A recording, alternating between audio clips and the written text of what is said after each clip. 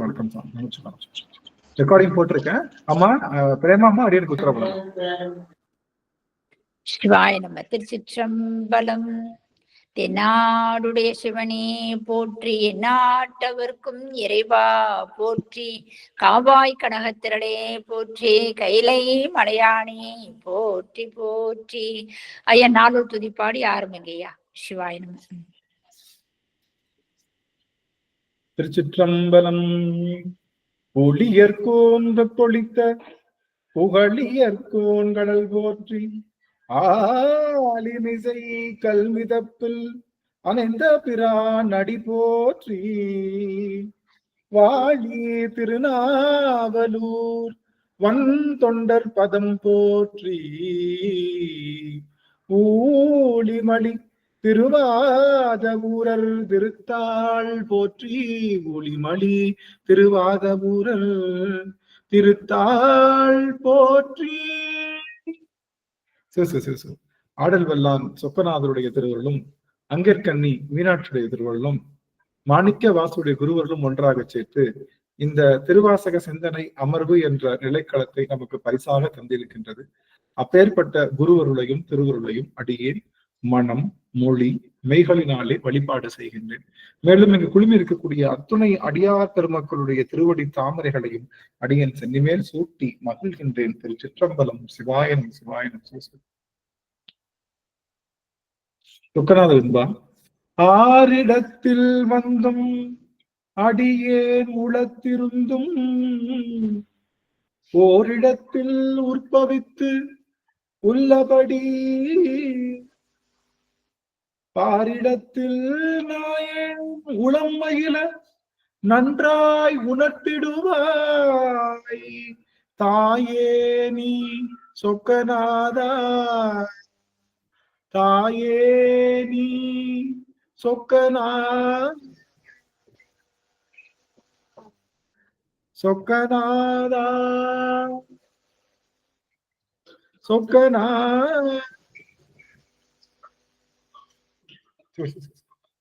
சொக்கநாதருடைய பெரும் கருணையினாலே நாம் தொடர்ந்து இந்த அருள் பத்து என்ற பதிகத்தை சிந்தித்து வருகின்றோம்.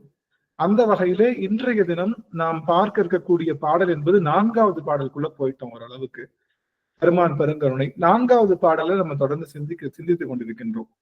இந்த அருள் பத்து நமக்கு தருகின்ற பெரும் செய்தி என்ன அப்படின்னு பார்த்தோம்னா, இந்த அருள் பத்து மகாமாய சுத்தி என்று சொல்லுகின்ற அந்த பொருளை தருகின்றது. பெருமானே, நான் வந்து விட்டேன், எனக்கு அடைக்கலம் தருவாயா என்று நீ இருக்கின்ற இருப்பை உணர்த்து என்ற வகையிலே பெருமான் நமக்கு பலவிதமான செய்திகளை இங்கே நமக்கு தருகின்றார். அப்ப இந்த மகாமாயையை நீக்க வேண்டும் என்பதை நாம் போன அமர்வுலேயே பார்த்தோம். இறைவன் கொடுத்த நன்கொடையாக மகாமாயை இருந்தாலும் கூட மகாமாயையை நீக்கினால் மட்டும்தான் இறைவனுடைய பேரருளானது நமக்கு கிடைக்கும். இறைவனுடைய பேரருள் கிடைப்பதற்கு நம்ம இந்த மாயை என்று சொல்லுகின்ற விஷயத்தை நீங்கணும். இந்த மாயை எங்க இருக்கு அப்படின்னா, இந்த மாயை என்பது நம்மளுடைய உள்ளத்துலதான் இருக்கு. மாயை என்பது உள்ளத்துலதான் இருக்கு.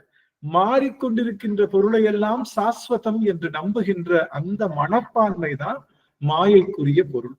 அப்போ இந்த மாறுகின்ற நம்மளுடைய புகழ், நம்ம வச்சிருக்கக்கூடிய கல்வி, நம்மளுடைய செல்வம், இந்த அழகு, இளமை மற்றும் எல்லா பொருள்களும் ஒரு நாள் ஒன்றுமில்லாமல் போய்விடும் என்ற எண்ணத்தை ஒவ்வொரு நாளும் நாம் மனதுக்குள்ள கொண்டு வந்துக்கணும். அந்த நிலையாமையை இந்த ஆன்மா உணர்வதுதான் பக்தியினுடைய உச்சமை.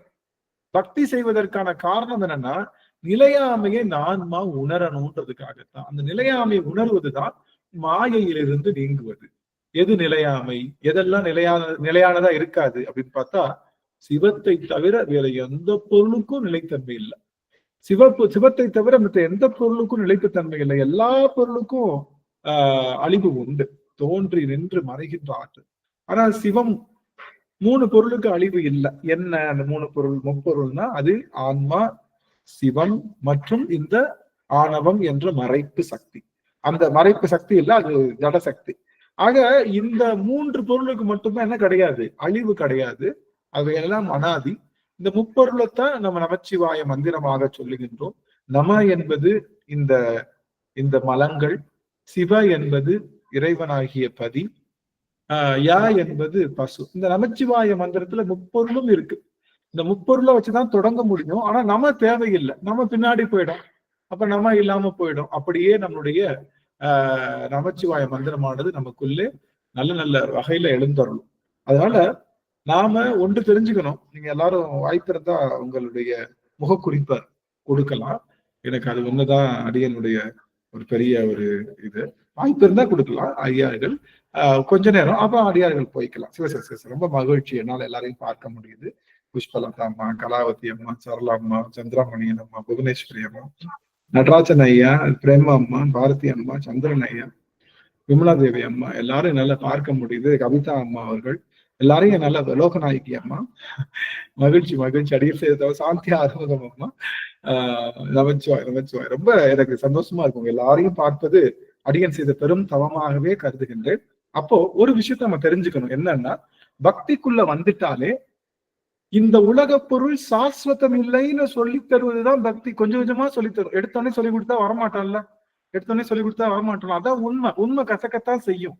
ஆனா இந்த உலக பொருட்கள் எல்லாம் நிரந்தரம் அல்ல, இறைவனுடைய திருவடி நிரந்தரம்னு நம்மளை முழுவதுமாக நம்புகின்ற ஆற்றலை கொடுப்பதுதான் பக்தி.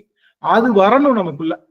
போன வருஷம் நம்ம சிவபூசை பண்ணதுக்கும் இந்த வருஷம் சிவபூசை பண்ணதுக்கும் நமக்குள்ள வித்தியாசம் ஏற்படணும். என்ன ஏற்படணும்?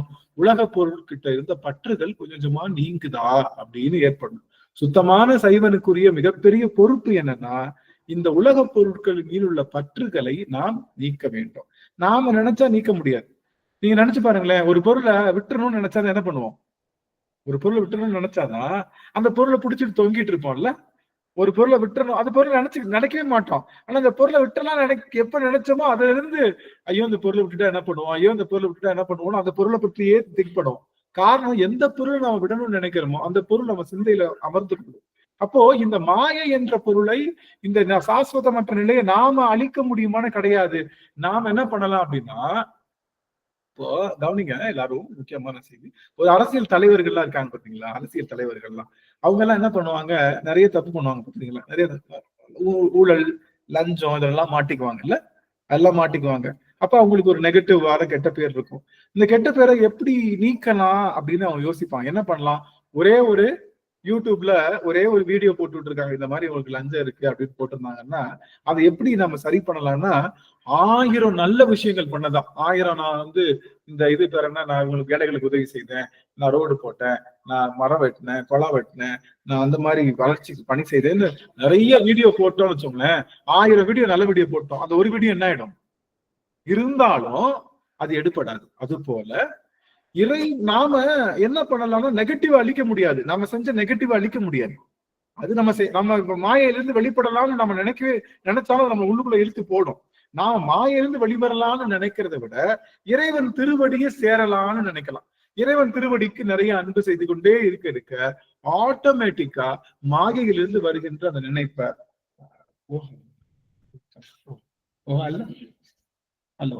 மாயையிலிருந்து நமக்கு விடணும்ன்ற நினைப்பை விட நாம இறைவன் திருவடி கடலுக்கு அன்பு செய்ய வேண்டும் என்ற நினைப்பை ஏத்துக்கிட்டே போயிட்டோம்னா நமக்கு என்ன ஆயிடும் அப்படின்னா, நமக்கு இந்த மாயிலிருந்து நம்ம நீங்க முடியும். மாயிலிருந்து நாம நீங்கணும்னு நினைக்காதீங்க யாருமே. நம்ம எவ்வளவு தூரத்துக்கு அன்பு செய்ய முடியும்? என்ன பண்ணலாம்? நம்மளால முடிஞ்சது புதன்கிழமையும் வெள்ளிக்கிழமையும் திருவாசனில் வரலாம். வாய்ப்பு கிடைக்கும் போது திருவாசகம் முற்றோதல் போறோம். அப்புறம் வாய்ப்பு கிடைக்கும் போது தேவாரம் பாடுறோம், திருப்புகழ் பாடுறோம்.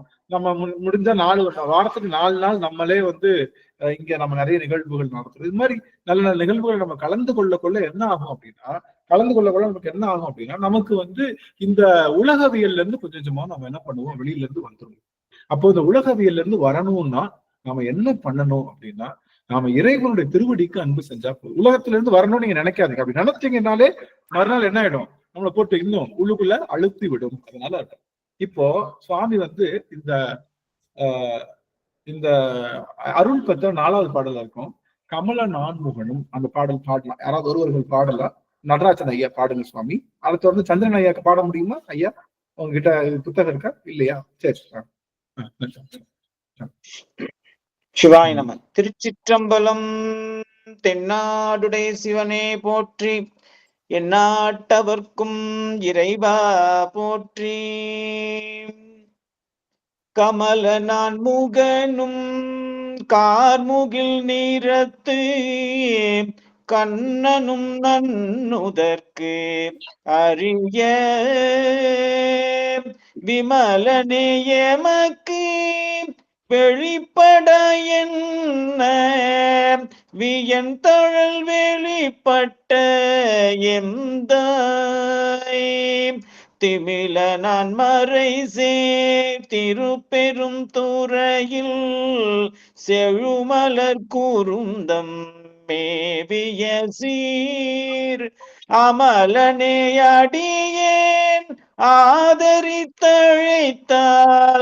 அதெந்துவே என்று அருளாயே.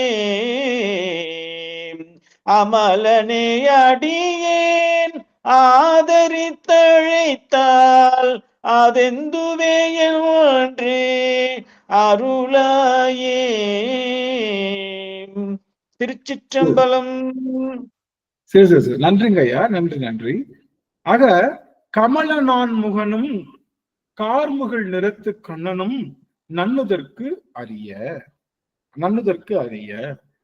விமலனே அப்படின்ற வரைக்கும் நம்ம போன மறுபடிய பார்த்தோம். என்ன பார்த்தோம் அப்படின்னா, இந்த பெருமாளும் பிரமனாலும் உணரப்பட முடியாத விமலனாக இருக்கின்றான் சிவபெருமான் அப்படின்னு சொல்றோம்.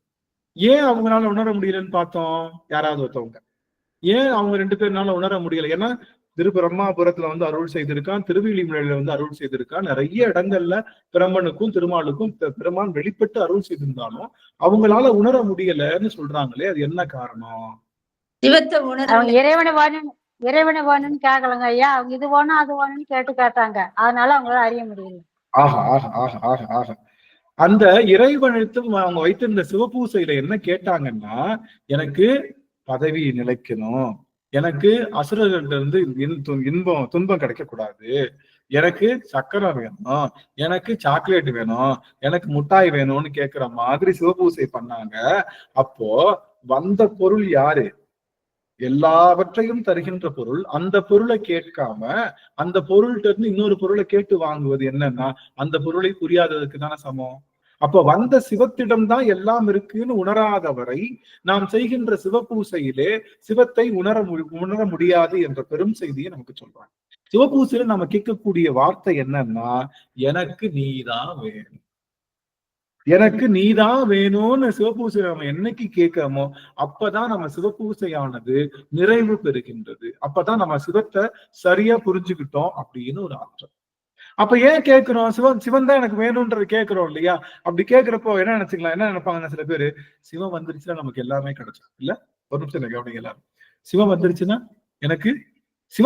எனக்கு என்ன வரும்? வீடு வரும், கார் வரும், இது பிள்ளைங்க வரும், நல்ல எல்லாம் சிவம் வந்துச்சு எல்லாம் வந்துடும்ல.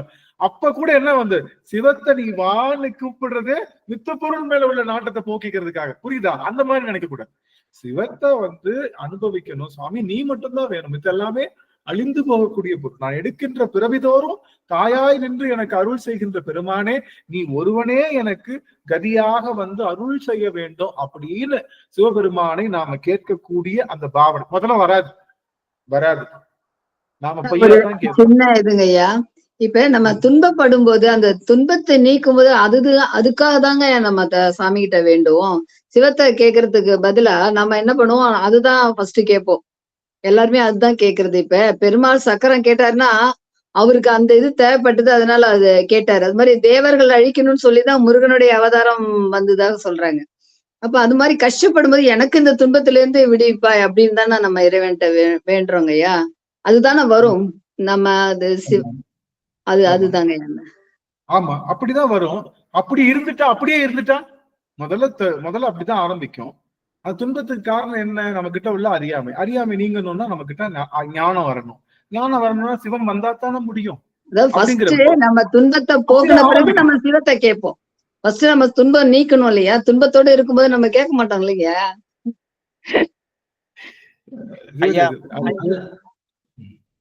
சொல்லுங்க.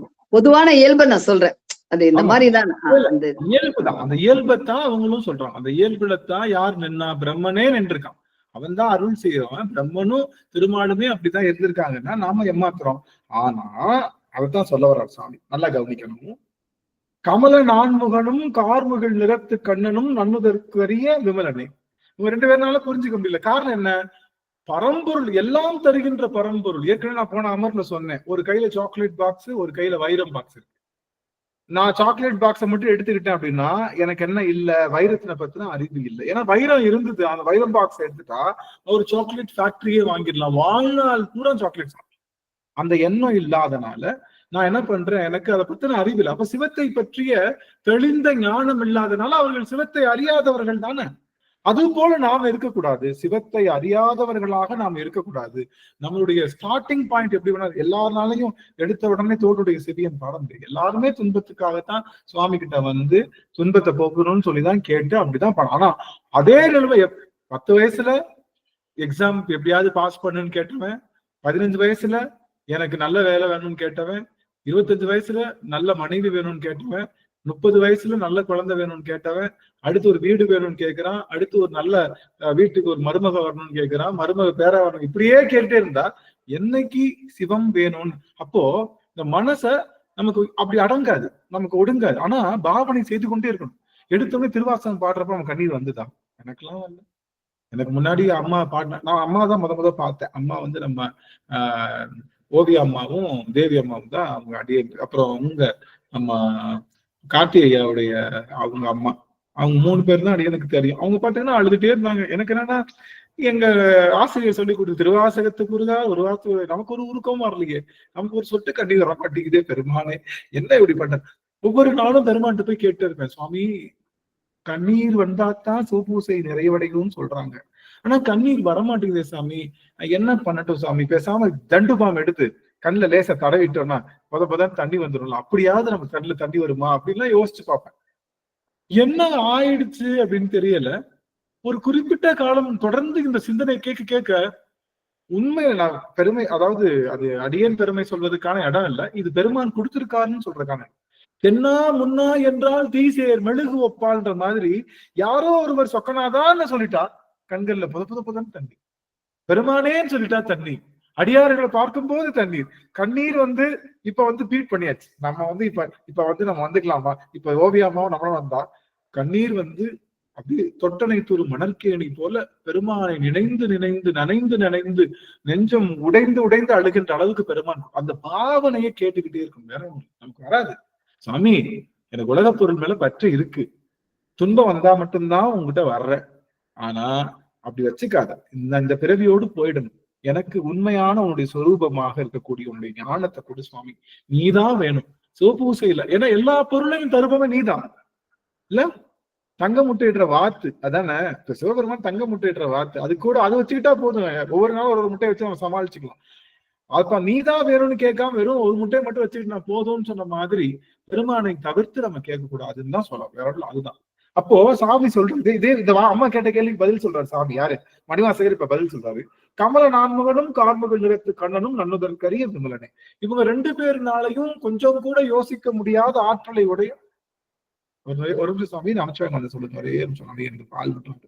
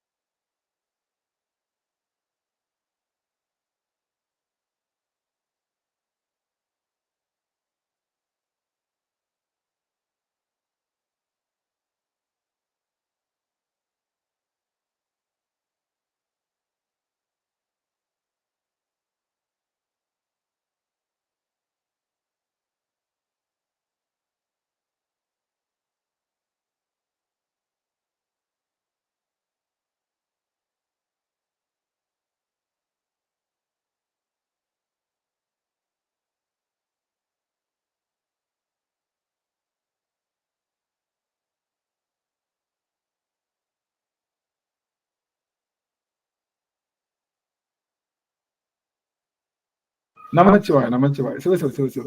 ஆக அந்த கமல நான்முகன் அவங்க 2 பேர்னாலையும் அறியப்பட முடியாதவனாக பெருமாள் இருந்ததுக்கான காரணம், பரம்பொருளை அவர்கள் அறிந்திருந்தா அவனை கேட்டிருப்பாங்க. அவனை கேட்காம இவங்க மற்றதையே கேட்டிருந்தனால அவங்க அறியலன்னு சொன்னாங்க.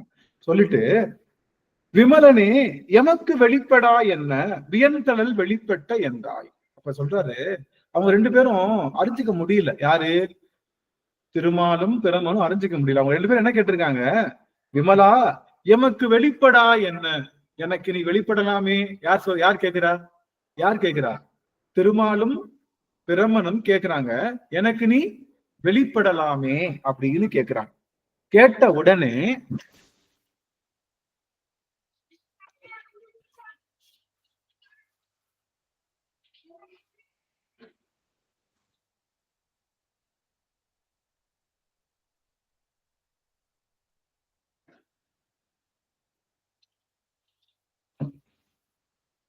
ஆக எமக்கு வெளிப்படலாமேன்னு அப்படின்னு 2 பேரும் கேட்ட உடனே பெருமாள் என்ன பண்ணாராம்?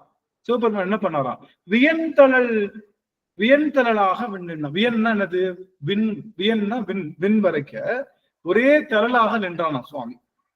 நினைச்சு பாருங்க. தெரியலன்னு கேக்குறாங்க இல்ல? இவங்க 2 பேரும் என்ன கேக்குறாங்க? சாமி உன்னை பத்தி புரிஞ்சுக்க முடியலன்னு கேக்குறாங்க. கேட்ட உடனே சாமி எப்படி வர்றாரு? ஒரு தழல் ரூபமாக, விண்ணளவு தழல் ரூபமாக பெருமான் ஒரு ரூபமா காட்சி கொடுக்குறார். அந்த இடம் தான் திருவண்ணாமலைன்னு நம்ம இன்னைக்கு வரைக்கும் சொல்லலாம். அடிமுடி காணாத அந்த இடத்துல பெருமான், நம்முடைய சிவபெருமான் இந்த தழலாக பெருமான் நிக்கிறான். சரி, நின்னுட்டான். நின்னதுக்கு அப்புறம் என்ன ஏதாவது தெரியும் விளங்குதா? இப்ப யாரோ ஒருத்தவங்க நம்ம கிட்ட டவுட் கேக்குறாங்க, ஐயா எனக்கு புரியலன்னு கேட்டா என்ன பண்ணணும்? அவங்களுக்கு புரியுற மாதிரி தானே வரணும். அவங்களுக்கு புரியுற மாதிரி தானே சொல்லணும். இந்த ஆள் என்ன பண்ணிருக்காரு? ஃபுல்லா நெருப்பா நின்ட்டாரு. இப்பயும் புரியல. யாருக்கு? கமலனுக்கும் திருமாலுக்கும் புரியல. கார்முகில் நிறத்து கண்ணனுக்கும் புரியல. இன்னும் புரியல.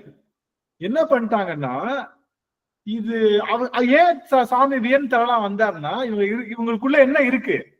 இவங்களுக்குள்ள அறியாமை என்ற இருள் இருக்கு. அந்த இருளை போக்குவதற்காக பெருமான் ஒளி ரூபமாக வந்திருக்கா. இந்த ஒளிதான் நமக்கு அருள் செய்ய போது, நம்ம கிட்ட உள்ள அறியாமை நீக்க போது நினைச்சிருந்தா உடனே சுவாமி தன்னுடைய முழு இருப்பை காமிச்சிருப்பாரு. இவங்க என்ன நினைச்சிட்டாங்க? திரும்பியும் அது தழல்னு நினைச்சிட்டாங்க.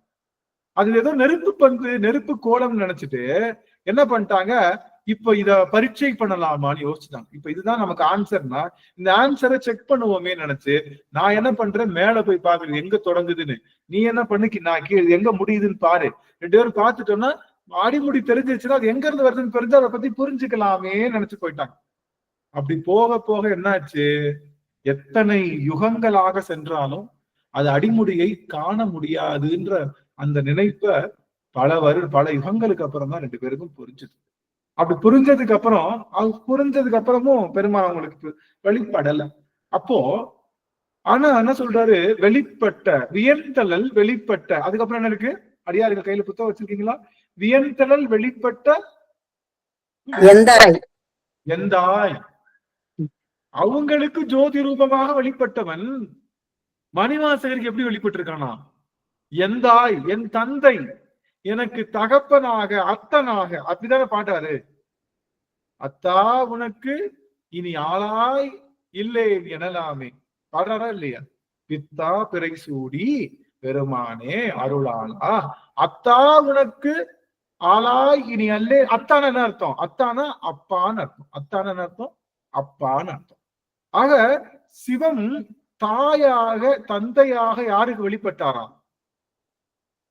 மணிவாசகருக்கு தாயாக, தந்தையாக வெளிப்பட்டிருக்காரு.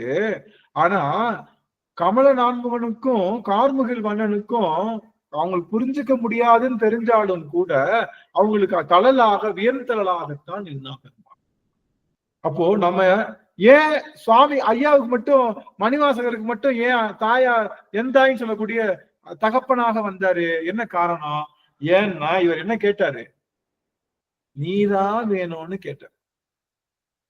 நீதான் வேணும், உன்னை தவிர வேற ஒரு பொருளும் எனக்கு வேண்டாம், நீதான் வேணும்னு கேட்ட ஒரு காரணத்தினால எளிமையாக பெருமான் தந்தை வடிவத்தில் தந்தையாகி நிற்கின்றான் இவருக்கு.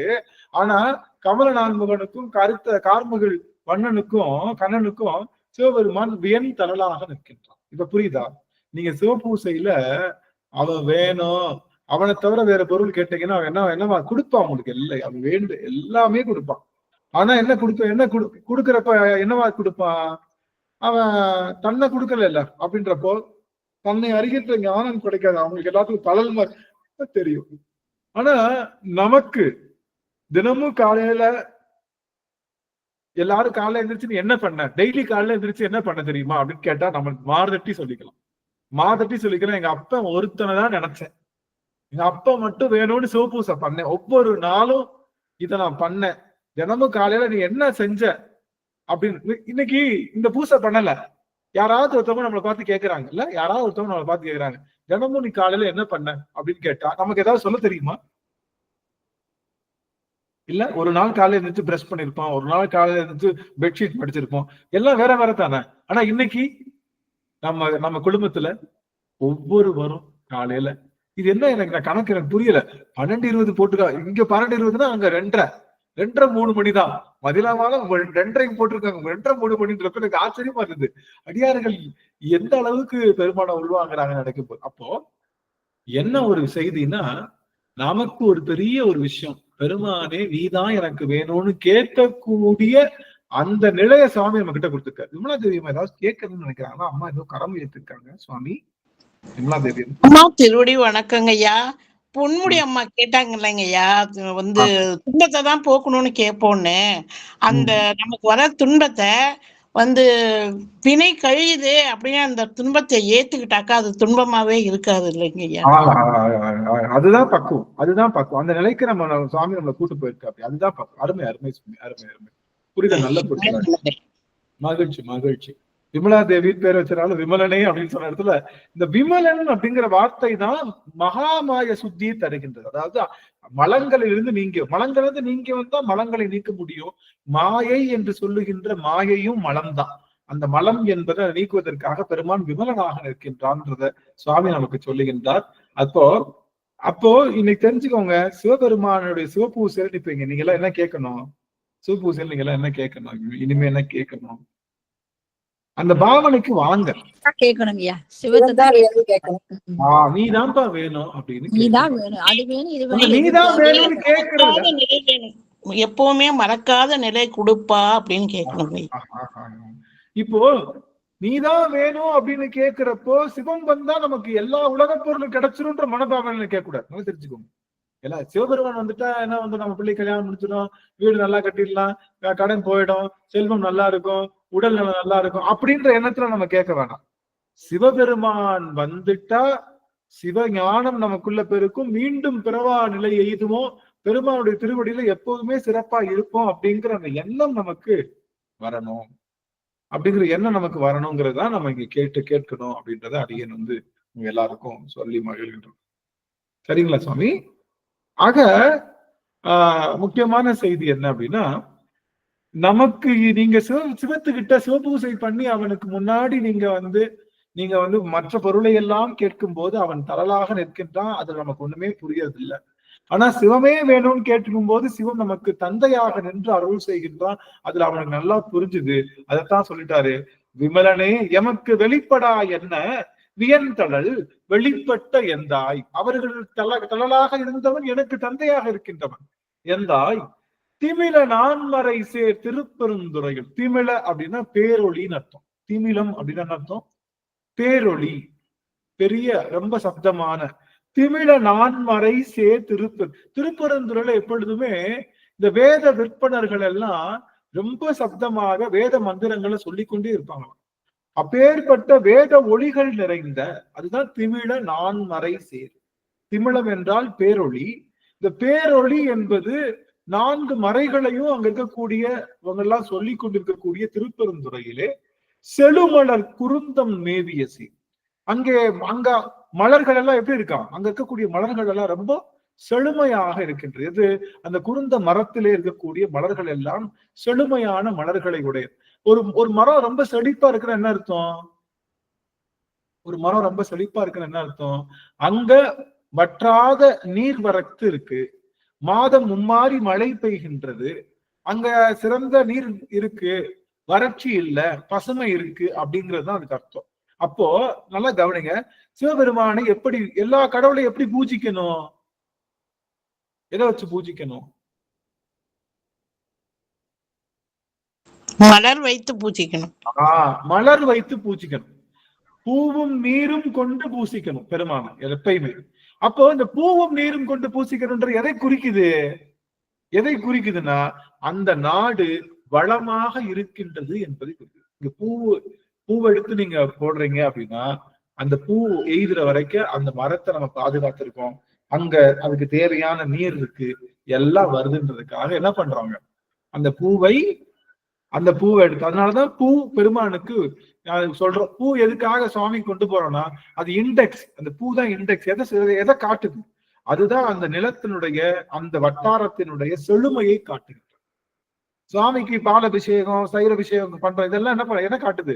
அந்த வட்டாரத்துல ரொம்ப செழுமையா இருக்காங்க, அவங்க எல்லாரும் செழிப்பாக இருக்கின்றார்கள் அப்படின்னு தோணும். அப்போ செழுமையா இருக்கணும்னா என்ன பண்ணணும்? அங்க அறம் செய்யணும். அறம் செஞ்சா மட்டும்தான் மழை வரும். நல்லா தெரிஞ்சுக்கோங்க, நீங்க நினைச்சா மழை வராது. அங்க சிறந்த அறங்கள் நிறைந்திருந்தாதான் அங்க என்ன வரும்? அறம் செய்தா மட்டும்தான் வான்மழை வரும். வான்மழை அப்ப அறம் நிறைந்தவர்களா இருந்தா தான் வான்மழை வரும். வான்மழை வந்தாதான் அங்க பயிர்கள் செழிக்கும். பயிர்கள் செழித்தால்தான் அங்க பூக்கள் மலரும். பூக்கள் மலர்ந்தா பெருமான். அப்ப பெருமான் கிட்ட பூ வருதுன்னா என்ன அர்த்தம்? பெருமான் கிட்ட பூ செழிப்பா இருக்குன்னு அர்த்தம். அதுக்கும் முன்னாடி ஒண்ணு இருக்கு, அருமை அருமை கவிதாமா. அறம் நிறைந்தவர்கள் உள்ளார்கள் அர்த்தம். அறம் நிறைந்தவர்களால்தான் பூவோடு பூசனை செய்ய முடியும். அதான் தெரிஞ்சுக்கணும். நீங்க அறம் உடையவர்களாக இருந்தால் மட்டும்தான், அந்த அறச்சிந்தனை இருந்தா மட்டும்தான் வான்மழை பொழியும். வான்மழை பொழிந்தாதான் நீர் பெருகும். நீர் பெருகினாத்தான் செழிக்கும். செழித்தாதான் மலர் சிறக்கும். மலர் அப்ப பெருமானுக்கு எவ்வளவு மலர்கள், நம்ம 100 மலர்கள் சொல்றாங்கல்ல புறநானூறுல, 100 மலர்கள் சொல்றாங்க. அந்த 100 மலர்களையும் இன்னைக்கு 100 மலர்கள் இல்ல. செங்காந்தெல்லாம் பார்க்க முடியுது, நடிகர்களாக பார்க்கல. நந்தியாவிட்டம்லாம் முன்னாடி அடிக்கடி பார்க்க முடிஞ்சது. இன்னைக்கு நந்தியாவிட்டம் கூட பார்க்க முடியல, அவ்வளவு எளிதா கிடைக்கிற மாதிரி தெரியல. பெருமானுக்கு உகந்த பல மலர்கள் எல்லாம் இல்லாம போயிடுச்சு. காரணம் எங்க ஊர்ல நந்தியாவிட்ட பூ தான் அதிகங்கய்யா. எந்த பூ போடுறோமோ நாங்க சிவனுக்கு தினமே நந்தியாவிட்ட பூ தாங்க. அதுவும் அடியன் இந்த பூங்குணத்துல நந்தியாவிட்ட ஒவ்வொரு வீடு வாசப்படியிலயும் இருக்குங்கய்யா. பூங்குளம் திலகவதியா பூத்தொண்டு செய்த இடம்னு சொல்றாங்க. அப்படிங்கிறப்ப அந்த இடத்துல பூவுக்கு பஞ்சமா என்ன? அப்போ இந்த பூ எதை குறிக்கின்றது? பெருமானுக்கு பூ தேவையா என்ன? பெருமானுக்கு பூ தேவையில்லை. இப்ப நீங்க கோயில நீங்க ஸ்கூல்ல இருந்து ரேங்க் கார்டு காட்டுறீங்க. உங்க ரேங்க் கார்டுல 1ஆம் நம்பர்னு போட்டிருக்கா, அப்ப என்ன அர்த்தம்? எதை குறிக்குது? உங்க சரியான மாணவன் பேரு. சரியான மாணவன், நல்லா படிக்கிறான் சொல்லதான். அது போல சுவாமிக்கு ஒரு ரேங்க் கார்டு தான். இந்த புள்ள அறத்துல இருக்கா இல்லையான்னு. ஐயா திருச்சிற்றம்பலங்க ஐயா. நாங்க ஐயா எங்களை பூங்குணம் கூட்டிட்டு போயிருந்தாங்க. புவனேஸ்வரி அம்மாவோட தம்பி வீட்டுல முன்னாடி வெறும் பூந்தோட்டங்க ஐயா. அதுல பறிச்சுதான் நாங்க 3 மணிக்கு எல்லாருமே பூஜை பண்ணோங்க ஐயா. திருச்சிற்றம்பலங்க ஐயா. இன்னொரு செய்தி, எல்லாரும் ஆன் பண்ணிக்கலாம். ஒரு நிமிஷம். சூரபத்மன் என்ன பண்ணிட்டான்னா எல்லாத்தையும் அடிச்சு நொறுக்குறான், எல்லாத்தையும் பிடிக்கணும்னு பாக்குறான். அப்போ சூரபத்மன் பிடிக்க பாக்குறான், எல்லாரும் மாட்டிக்கிட்டாங்க. ஆனா ஒருத்தர் மட்டும் மாட்டிக்கல. யாரு? இந்திரன் மட்டும் மாட்டிக்கல, தப்பிச்சு ஓடிட்டான். தப்பிச்சு ஓடினவன் என்ன பண்றான்னா, இன்றைக்கு நாம் சொல்லுகின்ற சீர்காழி தளத்திலே வேணும்னா என்னது, மூங்கிலாக நின்றுட்டான். பகல் பூரா மூங்கிலா நிற்பான். நைட்ல என்ன மாதிரி போய் பூ எடுத்துட்டு சுவாமிக்கு பூஜனை பண்ணுவான். அதனால சீர்காழிக்கு பேரு வேணிபுரம்னு பேரு. வேணுபுரம்னு பேர். சீர்காழிக்கு வேணுபுரம்னு பல பேர்கள் உண்டு. அதுல வேணுபுரம்னு சீர்காழிக்கு ஒரு பேர் உண்டு. அப்போ அவன் வேணுபுரத்துல என்ன பூஜை செய்து கொண்டே இருக்கா. எதுல இருக்காது பூ? எதுல பூ இருக்காது? மூங்கில்ல பூ இல்ல. அவன் மூங்கில்லாதான் நிக்கிறான், மூங்கில் தோட்டமா நிக்கிறான், பூ இல்ல. அவன் என்ன பண்றான், பூக்களை எப்படியாவது பறிச்சு வரணும்னு போய் பாக்குறான். யார் ஆண்டுட்டு இருக்கா? இப்போ பூமியை யார் ஆண்டுகிட்டு இருக்கா? சூரபத்மன் ஆட்சியில அறம் இருக்குமா? இல்ல. அறம் இல்லாதனால வான்மழை பொய்த்தது. அதனால என்ன கிடைக்கல, பூக்கள் கிடைக்கல. பூக்கள் கிடைக்கல. என்ன பண்ணாரு, இந்திரன் தவம் இருக்கான் சுவாமி கிட்ட. சுவாமி, உனக்கு நந்தவனா இப்படியாவது அமைச்சு தினமும் நான் உனக்கு பூ வந்து போடணும், அதனால எனக்கு நீ அருள் செய்யணும் அப்படின்னு சுவாமிக்கு முன்னாடி கடும் தவம் செய்யும் போது, அப்பதான் என்ன பண்றாரு, அகத்தியர் வந்து காவிரியை அந்த காவிரி தட்டி விட்டு அந்த தண்ணி எங்க வரணும், தண்ணி எங்க வரணும், சீர்காழிக்கு வந்து சீர்காழியிலே உள்ள நந்தவனத்தை நிறைத்து அவன் பெருமானுக்கு பூக்கள் தரணும். நீ தெரிஞ்சுக்கோங்க, காவிரி யாருக்கு சொந்தமானது, காவிரி யாருக்கு சொந்தம், காவிரி கர்நாடகாவுக்கு சொந்தம் கிடையாது, அது நம்ம தமிழுக்கு தான் சொந்தம். காரணம் என்னன்னா, காவிரி பிறந்ததுக்கான காரணம் நம்முடைய சீர்காழியிலே நந்தவனத்திலே நிறைத்து பூக்களை தரணும். காவிரி வந்ததுக்கான காரணம் இது எங்க இருக்குன்னா கந்த புராணத்துல இருக்கு. கந்த புராணத்துல, அடியேன்னு சொல்லல, கந்த புராணத்துல காவிரி உற்பத்தி அவரோட கர்நாடகாவோட தான் சொல்றாங்க அந்த இடத்த. இன்னைக்குதான் நம்ம நிலத்தை பிரிச்சிருக்கோம்ல, இன்னைக்குதான் நம்ம நிலத்தை பிரிச்சிருக்கோம். நிலத்தை பிரிச்சு அது வந்து வேற வேற இடங்கள்ல வச்சிருக்கோம். ஆனா அப்போ வந்து அது வந்து தென் தமிழகமா தான் இருந்தது, எல்லாமே ஒரு ஊரா தான் இருந்தது. யாரும் அந்த அணை கட்டுறது இல்லை.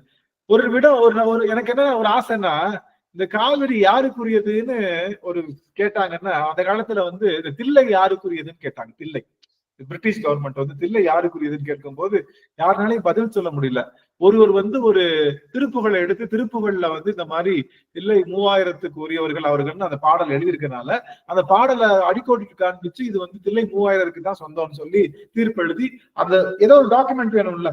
அதுக்கும் முந்தையது எது, திருப்புகழுக்கும் முந்தையது கந்த புராணம். இப்ப கச்சியப்பர் கந்த புராணம் இல்ல, நான் சொல்றது அதுக்கு முன்னாடி நம்ம ஸ்காந்த புராணம்னு சொல்லக்கூடிய ஸ்காந்த புராணம், அது எல்லாருக்கும் முந்தைய புராணம். அந்த புராணத்துல இந்த செய்தி வருது. அப்ப அந்த செய்தியை பார்க்கும்போது இந்த ஆறு யாருக்குரியது அப்படின்னு நம்ம கேட்டா, இதை வச்சு மூவ் பண்ணி அது முழுவதும் நமக்குரியதுன்ற எண்ணம். வெள்ளக்காரன் இருந்தா வெள்ளக்காரன் வாங்கிடலாம், வெள்ளக்காரன் கூட நம்ம அறத்தை எதிர்பார்த்துக்கலாம். ஆனா நம்ம மக்கள்கிட்ட நம்ம அறத்தை எதிர்பார்க்க முடியுமா? சரி, அப்ப என்ன சொல்ல வரேன்னா, காவிரியினுடைய நோக்கமே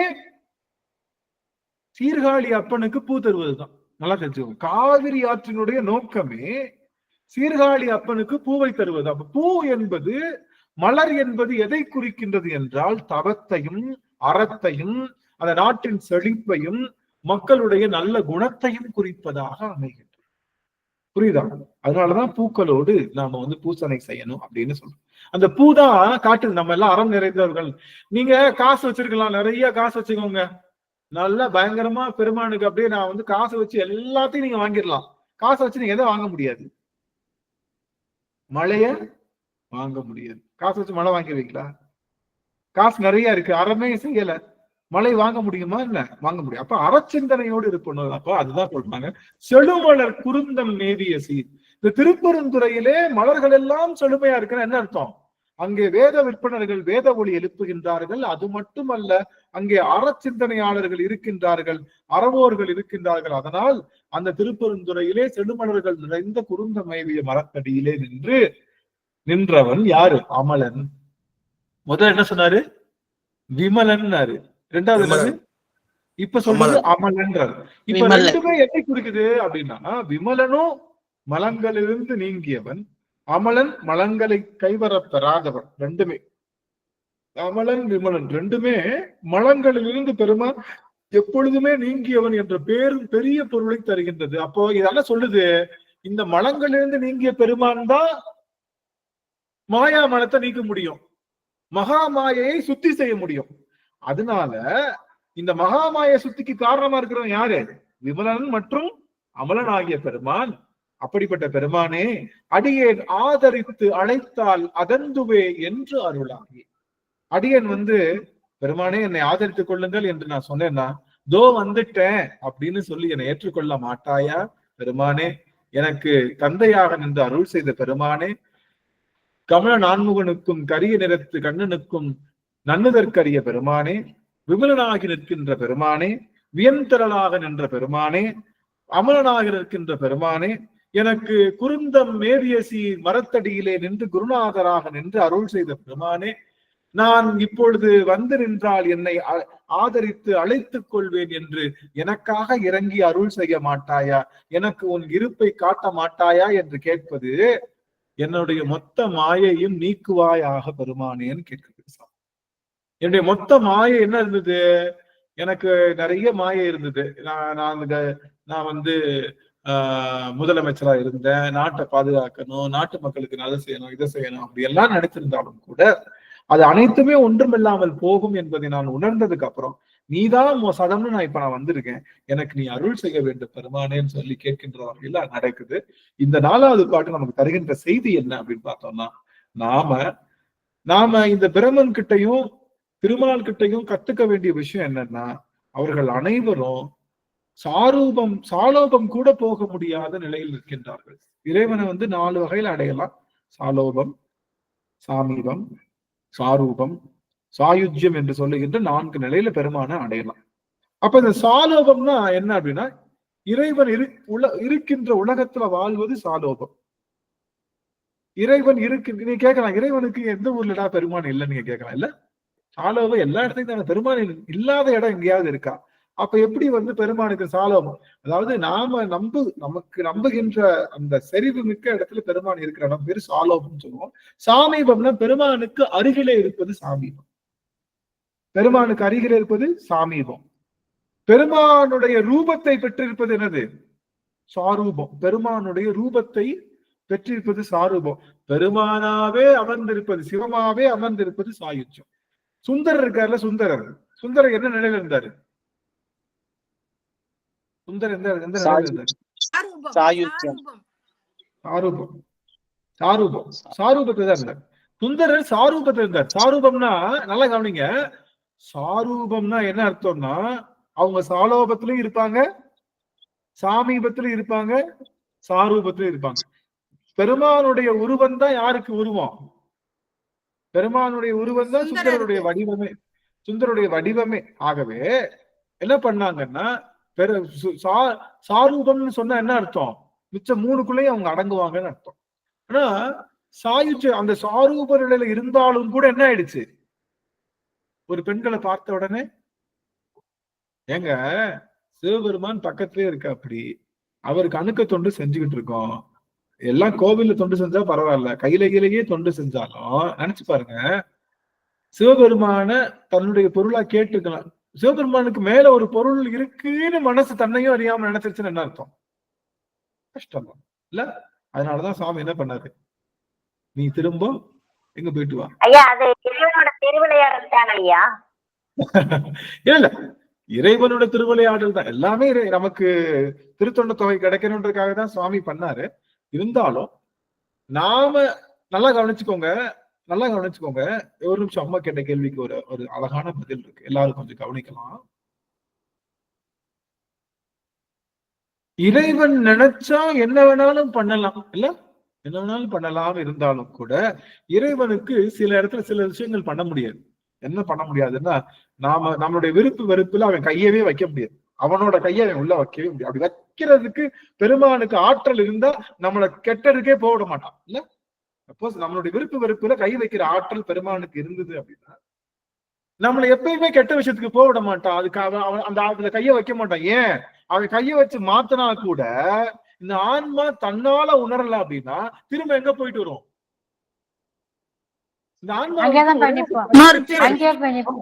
இந்த ஆன்மாவுக்கு ஒரு பிரச்சனை இருக்கு. என்ன பிரச்சனைனா, இந்த ஆன்மாவுக்கு அறிவு. ராஜேஸ்வரி கேக்குது, மத்தவங்க எல்லாம் கேக்குதா? குவிட் ஆகிட்டு கூட வாங்க, வெளி போயிட்டு உள்ள வாங்க, அப்ப சிசமே கேட்கும். அந்த மாதிரி கூட பார்க்கலாம். நான் என்ன சொல்ல வரேன்னா, பெருமான் என்ன வேணாலும் மாத்துவாரு. ஆனா நம்ம மனச, நம்ம சிந்தனைய மாத்துறதுக்கு அவனால முடியாது. நல்லா தெரிஞ்சுக்கணும். நம்ம சிந்தனைய மாத்த, நம்ம ஞானசம்பந்தர் கூட சொல்லுவாரு, என்னை மாறி நின்று மயக்கி வையகத்திலே புக வைத்து விட்டாய் அப்படின்னு சொல்லுவாங்க. ரைட்டா? பெருமான் நம்மளுடைய சிந்தையில கை வைக்க முடியும். காரணம் என்ன அப்படின்னா, அப்படி கை வைக்க முடிஞ்சா அவனுக்கு அதுக்கான சூழல் வேணா ஏற்படுத்தி கொடுக்க முடியும். இப்ப நம்ம இருக்கோம், நாம நல்லா படிக்கணும், திருவாசகம் படிக்கணும்ன்றதுக்காக நமக்கு திருவாசக சிந்தனை தளத்தை ஏற்படுத்தி கொடுக்க முடியும், எல்லாம் செய்ய முடியும். ஒரு குதிரைய தண்ணி குடிக்கிறதுக்கு கூட்டிட்டு போக முடியும், தலையை பிடிச்சு தண்ணி வாளியில அமுக்க முடியும். ஆனா தண்ணி குடிக்கிறதும் குடிக்காததும் குதிரையோட விருப்பம். குதிரைதான். குதிரைதான். அது போல சாமி நமக்கு என்ன கொடுக்கலாம்? 4 வகை தலங்கள் கொடுப்பார். எது? தனு, கரண, புவன, போகம். இதைத்தான் கொடுக்க முடியும். உனக்கு கண்ணை கொடுத்திருக்கேன், பாரு, என்னை பாரு. காதை கொடுத்திருக்கேன், என்னை கேளு. இந்த மாதிரி பண்ணலாம். நீ என்னத்தான் கேட்கணும், வேற எதையும் கேட்க கூடாதுன்ற மாதிரி. ஆனா அதுக்கான சூழல் மட்டும் சாமி மாற்றுவார். இந்த சூழலை மாற்றுவதுதான் நமக்கு மயக்கத்தை ஏற்படுத்துதுன்னு சொல்றாங்க பெரியவங்க. ஆனா நம்ம சிந்தனையை பெருமானால உள்ள டச் பண்ண முடியும். டச் பண்ண முடிஞ்சா சித்தாந்தப்படி டச் பண்ண முடிஞ்சா அவன் என்னைக்கு யாரும் என்ன செய்ய விட மாட்டான். அவன் நம்மளை வந்து சேத்துல விழுக விட மாட்டான். சேத்துல விழுந்ததுக்கு அப்புறம் நம்மளை தூக்கி குளிப்பாட்டணும்ன்ற அவசியம் அவனுக்கு இல்லை. எல்லாரும் கேள்வி. அதனால ஒரே ஒரு விஷயம் என்னன்னா, நல்லா கவனிங்க. நாம ரொம்ப கடும் முயற்சியில நம்ம சிந்தனை கடும் நம்ம முயற்சி கிடையாது. சிவபெருமான் தர்ற தளம் தான் இல்ல. அவன் தர்ற தளத்தை சரியா பயன்படுத்தி அவன் தான் முழுமுதற் பொருளை சிந்தனை ஏத்திட்டோன்னு வச்சுக்கோங்க. ஒரு பொண்ணு இந்த ஆடவன் தான் எனக்கு வேணும்னு நினைச்சிட்டானா என்ன பண்ண முடியாது? அவளோட சிந்தனைக்குள்ள கையை விட்டு திருப்பவே முடியாது. ஒரு பையனை ஈஸியா மாத்திரலாம். ஒரு பையன் இந்த பொண்ணதான் நான் கல்யாணம் முடிக்கிறேன் அப்படின்னு நின்னானா அவனை ஈஸியா மாத்திரலாம். ஆனா ஒரு பொண்ணு மனசு வச்சுட்டா இதுதான் எனக்கு, இவன் தான் எனக்கு அப்படின்னா எந்த சூழல்லையும் மாற்றவே முடியாது. அது போல கொடிரும் பேதையும் கொண்டது விடாதென, அது போல நம்முடைய சிந்தனைக்குள்ள கையை விட்டு பெருமானால ஷேக் பண்ண முடியாது. நல்லா தெரிஞ்சுக்கோங்க. இந்த சிந்தனைக்குள்ள சிவத்தை வைப்பதற்கான சூழலை பெருமான் தருவான். அந்த சூழலை நமக்கு பெருமான் இந்த பிறவியில கொடுத்திருக்கானா நாம செய்த தவம் என்ன நினைச்சு பாருங்க. ஆமா, ஒவ்வொரு நாளும் காலையில இப்ப 35 அடியார்கள் இருக்காங்க. இருந்தாலும் நான் திரும்ப அந்த நோட்டிபிகேஷன் கொடுக்குறேன். இந்த கார்த்திகை மாதம் மற்றும் மார்கழி மாதம் முழுவதும் சரியாக 4:30 பிரம்ம முகூர்த்தத்திலே எழுந்த உடனே திருவிளக்கு ஏற்றி சிவபூசை 2 நிமிடமா இருந்தாலும் பரவாயில்ல, நீதான் வேணும் எனக்கு அப்படின்னு சிவபூசை செய்யணும். கலாவத்தியம்மா கேட்கலையா? இல்ல கேக்குதுங்களா? அப்படி நம்ம எல்லாரும் மயக்கம் வந்துரும். அப்புறம் பகல் பூரா மயங்கியே இருப்பேன். இல்ல நாம என்ன பண்ணிட்டோம், ஏத்தி வச்சுட்டு நீங்க தூங்கிடலாம்னு சொல்லியாச்சு. ஏத்தி வச்சுட்டு நீங்க எப்ப முழிப்பு தட்டுதான் எந்திரிப்பீங்கல்ல, அப்படி எந்திரிக்கிறப்போ அன்னைக்கு முதல் ஏத்தி வச்சுட்டு முழுசா உட்காரணும் அவசியம் இல்லை. 2 நிமிடமோ 3 நிமிடமோ இருந்துட்டு திரும்பவும் தூங்கிக்கலாம், ஒன்னும் பிரச்சனை இல்லை. ஆனா அடியன் தூங்கல. இது எல்லா சிவபூசையும் பண்றேன் இல்லையா, நம்ம எல்லாரும் பண்றோம் இல்லையா. நாளைக்கு நான் எந்திரிச்சு அப்படிதான் நினைச்சேன். நாளைக்கு எந்திரிச்சு நம்ம அப்படி படுத்துக்கலாம்னு நினைச்சு நான் பண்ணேன். அப்படி கம்ஃபர்ட் கொடுத்ததுக்கு அப்புறமும் சிவபெருமான் நான் அப்படியே பார்த்து திரும்பி பாக்குறேன். மணி 7:30 ஆயிடுது. அப்படி ஓடுற மாதிரிதான் இருக்கு. நல்லா இருக்கு. எனக்கு என்னமோ ரொம்ப தொய்வு ஏற்படுற மாதிரி இல்ல. நம்ம 4:30 எந்திரிச்சிருக்கோம். நமக்கு வந்து ரொம்ப ஐயா உங்க வயசு சமாளிக்கிறீங்க. எங்க வயசுக்குலாம் சரியா தூங்கலன்னா பிபி ஏறிடும், வேற பிரச்சனை எல்லாம் வரும். அப்புறம் திரும்பி தூக்கம் வராது. ஏஞ்சிட்டா திரும்பி தூக்கம் வராது. இல்ல நான் இது வந்து நான் முடிந்தவர்களால பண்ணுங்கன்னு தான் சொல்றேன். கம்பல்சரி கிடையாது. நமக்கு வாய்ப்பு இருக்கிறப்போ அந்த அடியனுக்கே முடியாதுதான். நம்ம நிறைய சொல்லிட்டே இருக்கலாம். அதாவது நமக்கு சிவபெருமான் கொடுத்ததுதான். நமக்கு அவனை வழிபாடு செய்யறதை தவிர இந்த உடல் நம்ம எடுத்ததுக்கான வேற எந்த பயனும் கிடையாது. அதை நம்ம புரிஞ்சுட்டு நம்ம பண்ணலாம். அதுக்கான சூழ்நிலை பெருமான் தான். நான் அப்படிதான் நினைச்சேன். 4:30 இருந்துச்சா அன்னைக்கு பூரா நமக்கு கிருன்னே இருக்கும். நம்மளால வந்து சரியா இது பண்ண முடியாது, பெர்ஃபார்ம் பண்ண முடியாது நினைச்சேன். 4 to 6 தான் என் பிரம்ம முகூர்த்தம்னு சொல்லுவாங்க. 4 இருந்து 6 மணிக்குள்ள செய்யலாமே இல்ல? 4 மணிக்குள்ள கரெக்டா செய்யணுமா? 4:30 தான். 4:30 தான் நாங்க பிக்ஸ் பண்ணிருக்கோம். அதனால 4:30 அந்த டைம்ல நான் எல்லாரும் நோட்டிபிகேஷன் கொடுக்கேன். அந்த டைம்ல அடியார்கள் விருப்பமுள்ள அடியார்கள் எழுந்து பெருமானை ஏற்றி தீப ரூபத்துல பெருமான வழிபாடு செய்து நமச்சிவாய மந்திரம் சொல்லி நீதான் எனக்கு வேணும் அப்படிங்கிற மனோபாவனையை வைத்துக்கொண்டு சிவபூசை செய்யுங்க அப்படின்னு ஒரு சேலஞ்ச் வச்சிருக்கோம். அது கார்த்திகை மற்றும் மார்கழி மாதத்துல வச்சிருக்கோம். விருப்பமுள்ள அடியவர்கள் நீங்க செஞ்சுட்டு ஒரு சின்ன ஒரு புகைப்படம் எடுத்து நீங்க நமக்கு குழுமத்துல அனுப்புங்க அப்படின்னு ஒரு சின்ன ஒரு செய்தி போட்டிருக்கோம். அது திரும்பவும் அடியார்களுக்கு புரிதா வந்து உங்களுடைய ஆசையினால 4 மணிக்கு மேல தூக்கம் வரலைங்க. எழுந்து உட்காந்துன்னா அதோட அப்படியே நான் சிவாய நம்ம எழுதுறேங்கய்யா, தூங்குறது இல்லையா. அப்படிதான் நினைச்சேன். 4 மணிக்கு ஏஞ்சிட்டு நம்ம விளக்கெல்லாம் ஏத்துட்டு 5 மணிக்கு படுத்துருவோம்னு நினைச்சேன். ஆனா படுக்கிறதே இல்லைங்கய்யா. ஆனா என்ன அது வெளியில எங்கேயாவது கிளாஸ் போனா அங்க உட்காந்து தூக்கம் வந்துருதுங்கய்யா. அங்க தூக்கம் வருது. சரியா போடும். நீங்க அதுக்கான அந்த முயற்சி நம்ம இருக்கிறோம். அதனால முயற்சி எடுப்போம். அப்புறம் குளிக்காம கூட வைக்கலாம்னு சொன்னீங்களே, அது மனசு உடன்பட மாட்டேங்குதுங்க ஐயா. அப்படிலாம் ஒண்ணு இல்லை. ஏன்னா 4 மணிக்கு எந்திரிச்ச உடனே குளிக்கிற முதல் வேலையை வச்சுன்னு வச்சுக்கோங்க, சிந்தனை வேற சார். நம்மளுடைய முதல் வேலை பெருமானை வழிபாடு சார். போய் நம்ம சாமியை தான் பார்ப்போம். திருநீர் இட்டீங்கன்னா உடல் தூய்மை ஆயிடுச்சு, அவ்வளவுதான். திருநீர் எடுத்துட்டீங்கன்னா உடல் தூய்மை ஆயிடுச்சு. விளக்கு ஏத்திட்டு அதுக்கப்புறம் பண்ணிக்கலாம், தப்பு இல்லை. அல்லியம்மா அல்லியம்மா அம்மா ஏதோ சொல்லுவாங்க. ஐயா திருச்சிற்றம்பலம் சிவாய நமங்க ஐயா. திருவடி வணங்கிக்கிறேங்க ஐயா. அடியேன் 4 மணிக்கு எந்திரிச்சுக்குவேங்க ஐயா.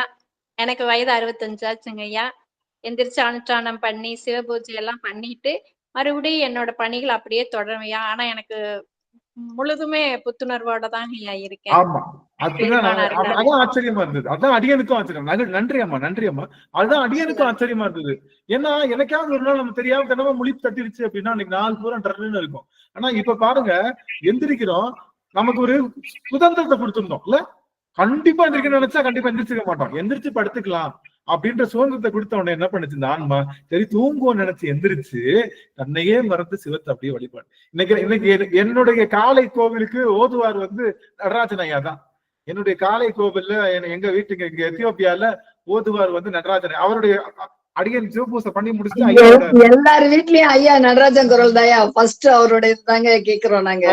அடியன் சாமி முன்னாடி ஆன் பண்ணி விட்டுருவேன், அவர் தான் ஓதிட்டு இருப்பாரு. நான் கேட்டுட்டு இருப்பேன், நான் ஐயா பாட்டத்தை கேட்டுட்டு இருப்பேன். ரொம்ப மகிழ்ச்சி சார். நம்ம நீங்க நைஸா சொல்லி எங்களெல்லாம் ஏமாத்தி 4 மணிக்கு எந்திரிச்சு தூங்குங்க அப்படிங்கிற ஒரு டெக்னிக்க சொல்லி எந்திரிக்க வச்சுட்டீங்க எல்லாரையும். நானுமே என்ன ஏமாத்தி கூட்டு போயிட வேண்டியதான் சாமி. இந்த பக்கம் தான், இந்த பக்கம் தான். நீங்க பழனிக்கு போறீங்கன்னு வச்சுக்கோங்களேன், நடந்து போறப்ப கேட்பாங்க, எங்க பழனி எவ்வளவு தூரம், மதுரையில இருந்து கேட்பாங்க, ஏங்க இந்த திருமணம் வந்துருங்க பழனி அடிக்க சொல்லுவாங்க. அப்படி மோட்டிவேஷன்லயே போக சொல்லுவாங்க. பாதி ஒட்டஞ்சத்திரம் எல்லாரும் கால் செத்துரும் ஐயா. அதாவது மானை காட்டி மானை பிடிப்பது போல நீங்க தூங்கிக்கலாம்னு சொல்லி சொல்லியே ஏழ வச்சுட்டீங்க. அதுதான் ஐயா. சிவாய நமங்க ஐயா. 2 மணி 3 மணில எழுந்து ஏத்த கூடாதுங்களா ஐயா? ஏத்தலாம், தப்பு இல்ல.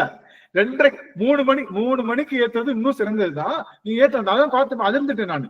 அம்மா 12:20 நான் எங்க ஊர் டைம் 12:20 2:20 3:20 ஆகுமே. அம்மா எப்படி 3 மணிக்கு நீங்க பண்ணுங்க, தவறு இல்ல சாமி, தவறு இல்லை. ஆனா நம்மளுடைய முதல் வேலை, எழுந்த உடனே முதல் வேலை சிவத்தோடு இணைவது அப்படிங்கிற அந்த சிந்தனை வச்சுக்கோ, வேற ஒண்ணும்.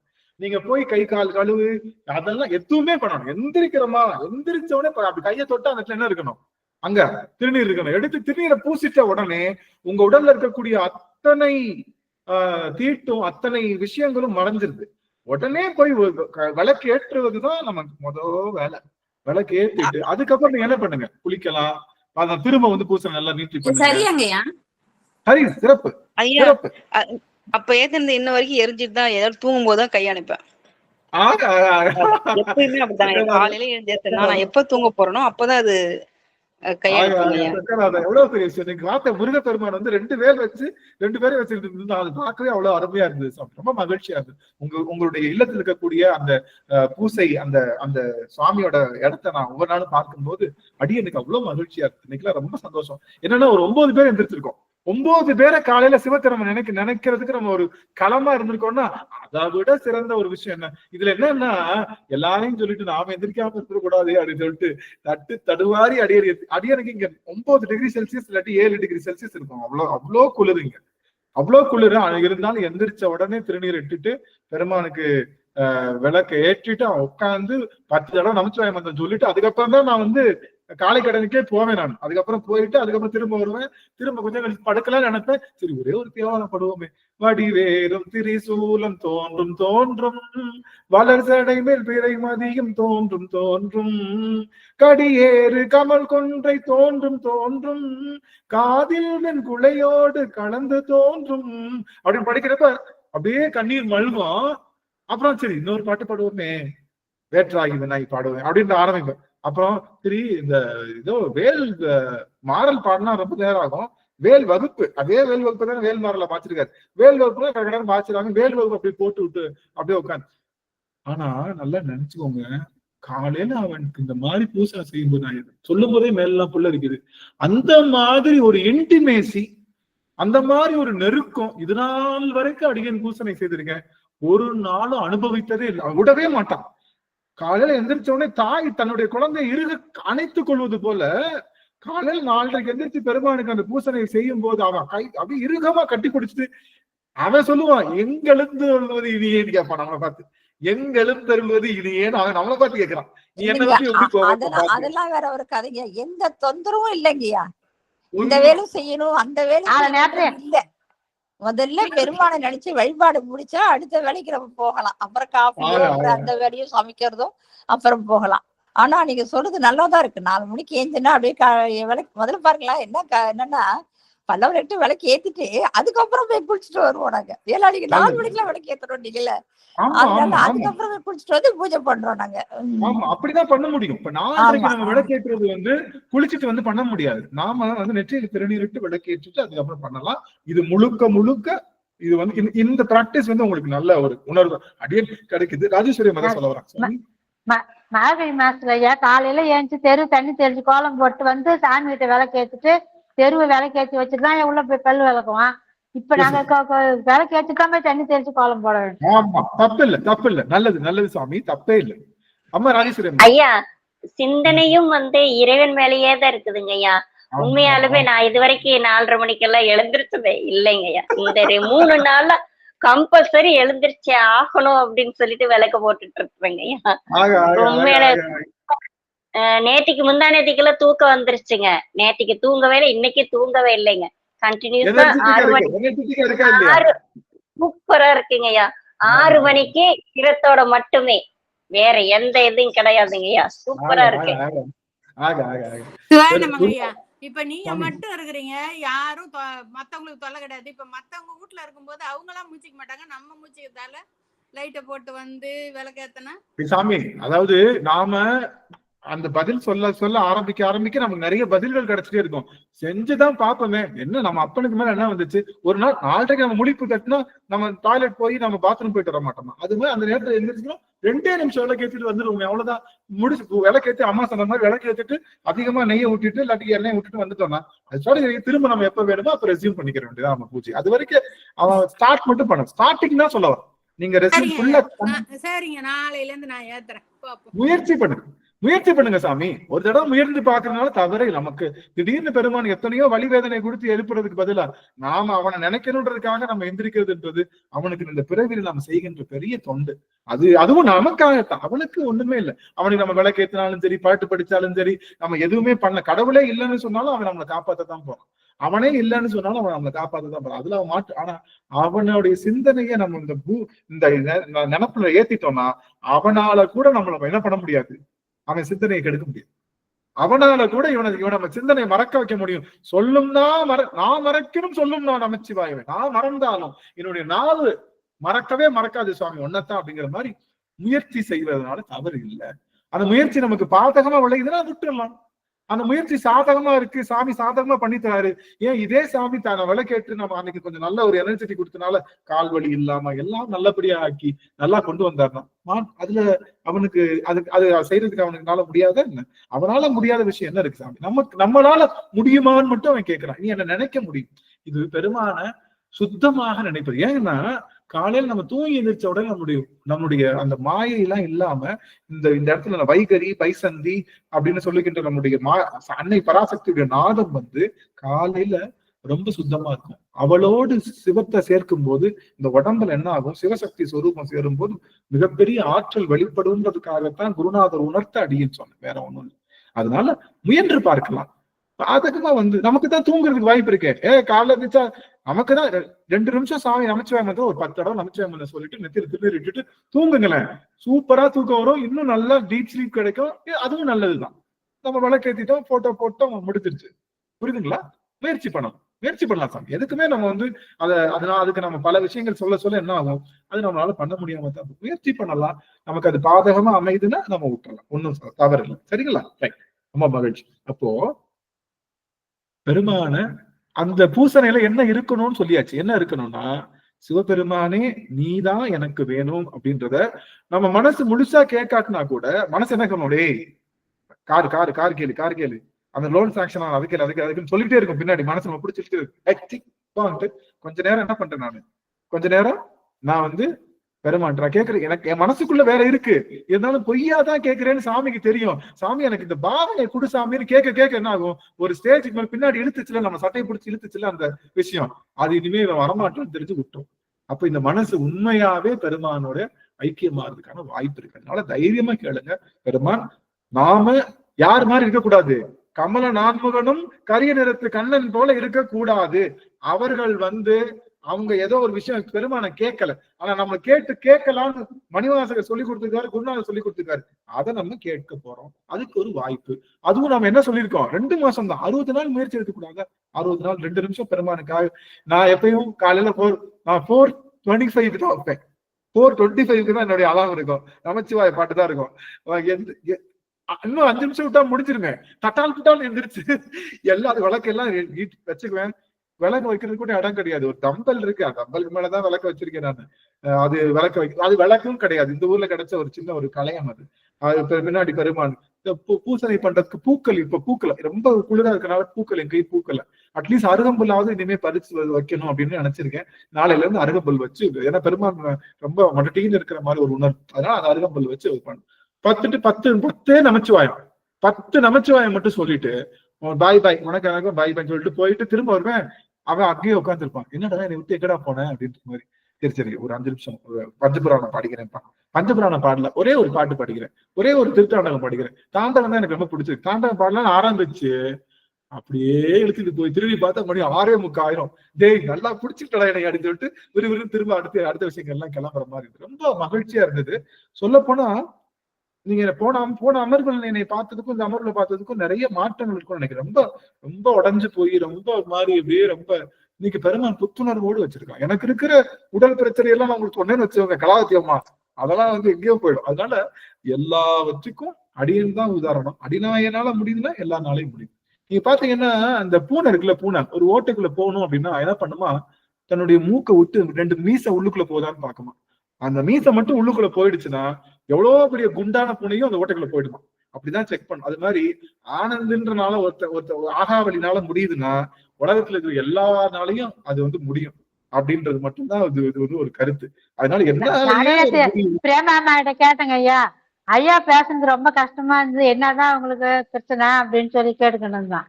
அப்ப சொல்லிக்கிருந்தாங்க, நீங்க எல்லாமே இந்த பிரச்சனையில சிக்கி தவிச்சுமா நாங்களாம் என்ன செய்யறது, விட்டு நினைக்கிறோம் பெருமானா. நீங்க அந்த நேரம் பெருமான் நினைப்புல இருக்கிறீங்க, உங்களுக்கே இந்த மாதிரி இடர்பாடு வருது அப்படின்னு சொல்லிட்டு கஷ்டமா நேரத்துக்கு சொல்லும் போது ரொம்ப உங்களுக்கேன்னு சொல்லாதீங்க சாமி. அடிநாயகன் இருக்கிறது ரொம்ப கம்மி. அதனால அடியனை யார் கூடயும் ஒப்பிடாதீங்க, ஒப்பிடவும் கூடாது, தவறு.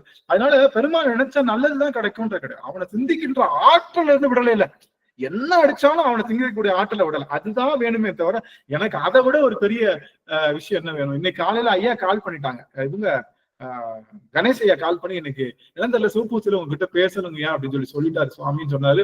அடியே அழுது அழுது அழுது கண்கள்ல நீர் பெருகி ஐயா வாழ்த்து சொல்லி ஐயா இது நல்லா இருப்பீங்கன்னு ஒரு நாட்டு சொன்னப்போ அடியனை பற்றியும் பெருமா அடியார்கிட்ட பேசுறாங்கன்னு நினைக்கும் போது அடியன் தவம், அந்த தவத்தை விட வேற ஒண்ணும் இல்லை. சரி, நம்ம கன்க்ளூஷனுக்கு வந்துடலாம், முடிக்க போறோம். அப்போ நாம சிவபூசை செய்யணும். ஐயா சாரூபம் வரலையும் சொன்னீங்க. ஆமா ஆமா, அருமை அருமை அருமை. சாரூபம் பெற்ற சுந்தரர் கூட என்ன பண்ணிட்டாரு, சிந்தனை மாறிடுச்சு இல்ல. ஆனா சிவபெருமான் பக்கத்துல இருந்தாலும் கூட சிந்தனை மாறும். நினைச்சு பாருங்க, நம்ம கூட சிவபெருமான் அந்த அளவுக்கு நிதர்சனமாவும் இருக்காரு, நம்ம பாவனை தானே செஞ்சுட்டு இருக்கோம், கூட இருக்காரு, அது வேற விஷயம்.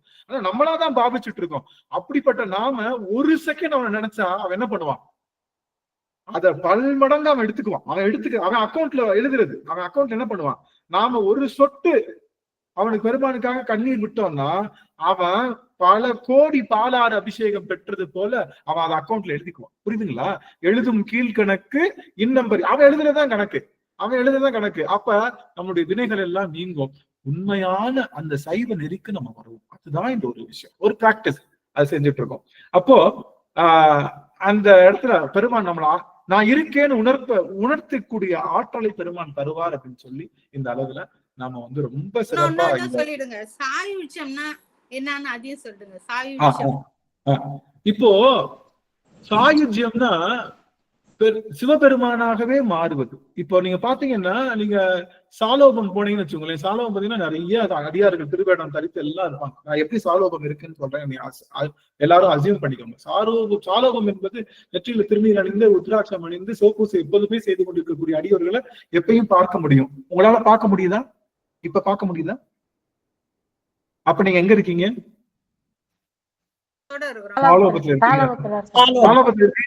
சரியா? அடுத்து நீங்க தடிக்கு விழுந்தா போய் சிவபெருமானை போய் பார்க்க முடியும், அவனை பார்க்க முடியும். அப்போ சிவனடியார்களை பார்க்கிறது சாலோபம். சிவபெருமானை போய் அடிக்கடி பார்த்து வர முடியுது அப்படின்னா அது சாமீபம். உங்களால சிவபெருமானை பார்க்க முடியுதா அடிக்கடி? எல்லாரும் தான் வீட்டுல குழந்தை மாதிரி வச்சிருக்கீங்களே. எல்லாரும் தான் வீட்டுல குழந்தை மாதிரி அவனை வச்சு அவனுக்கு அலங்காரம் பண்றதோ அவனுக்கு ட்ரெஸ் பண்றதோ, அங்க போறப்ப என்ன லேசா கலந்துருக்கு, பாப்பாவுக்கு முடி கலந்துருக்கு, கொஞ்சம் தலைவாரிட்டு போவோம் அப்படின்னு சொல்லி அப்பப்போ அவனை அலங்காரம் பண்ணிட்டு பார்த்துருக்கோம். அப்போ அது பேர் என்ன? சாமீபம். சிவபூசை செய்யும் போது நெற்றியில திருநீரிட்டு சிவம் எனக்குள்ள வரணும்னு நினைக்கும் போதே நம்ம என்னவா மாறிடுறோம்? சிவத்தை தவிர வேற ஒரு பொருள் இல்லைன்னு நினைக்கும் போது நம்மளே சாரூபராக மாறிடுறோம். நம்மளே சாரூபனா சிவபெருமான் நமக்குள்ள வந்து இறங்கி அப்படித்தானே பூசனை பண்ணார். யாரு பூசனை பண்ணா? நம்மளுடைய சுவாமி அவரு தர்மசேனர் என்று சொல்லுகின்ற விசாரசர்மர் என்று சொல்லுகின்ற நம்முடைய அப்படிதான் கண்டிகேஸ்வரர் பூஜனை பண்ணும்போது அவர் என்ன பண்ணாரு? கையில இருக்கக்கூடிய துரட்டி கம்பதான் இருந்தாரு. அது என்னவா மாறிடுச்சு? மழுவாக மாறிட்டது. காரணம் என்ன? பூசனை பண்ணிட்டு இருக்கிறப்ப அவர் என்னவா இருந்தாரு? சிவமா இருந்தார். ஏன் சிவமா இருந்தாரு? சிவபூசை பண்ணும்போது சிவத்தை தவிர வேற ஒரு பொருள் வேணான்னு நினைச்சு சிவபூசை பண்ணனால அவர் சிவமா இருந்தார். அப்போ இப்போ நம்ம சிவபூசை முடிஞ்சவொடனே எங்க போயிடுறோம்? சிவபூசை முடிஞ்சிருச்சு, இப்போ சாலோபம் வந்துருச்சு, நம்ம எல்லாருக்கும் சாலோபம் வந்துருச்சு, சாமீபம் வந்துருச்சு, சாரூபம் வந்துருச்சு. அந்த சாரூபம் ஏன் வந்து சாயுஜ்யமா மாறல அப்படின்னா, நாம சிவபூசை முடிஞ்சவொடனே என்ன பண்ணிடுறோம்? ஆஹா, காலேஜுக்கு போகணுமே, பஸ்ஸை பிடிக்கணுமே, சமைக்கணுமே, என்ன வந்துருதா? அப்போ திரும்ப என்னவா ஆயிடுறோம்? நம்ம ரூபம் பெற்றவர்கள் திரும்ப என்னவா மாறிடுறோம்? நிலைக்கு. ஆனா அந்த சிவபூசையிலேயே சதா சர்வ காலமும் சிவத்தை தவிர வேற எதுவும் நினைப்பு இல்லாம சிவன் எனக்குள்ளேயே வரணும்ன்ற நினைப்போடு உட்கார்ந்துருக்கோம்னா நாம சிவமா இருந்தோம். கொஞ்ச நேரம் சிவமா இருந்ததுக்கு பேரு தான் சாரூபம். முழு நேரமும் சிவமா இருக்கிறதுக்கு பேரு சாயுஜ்யம். முழு நேரம்.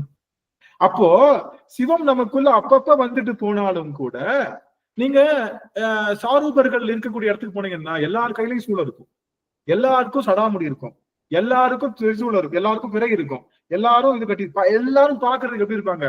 சிவமா இருப்பாங்க.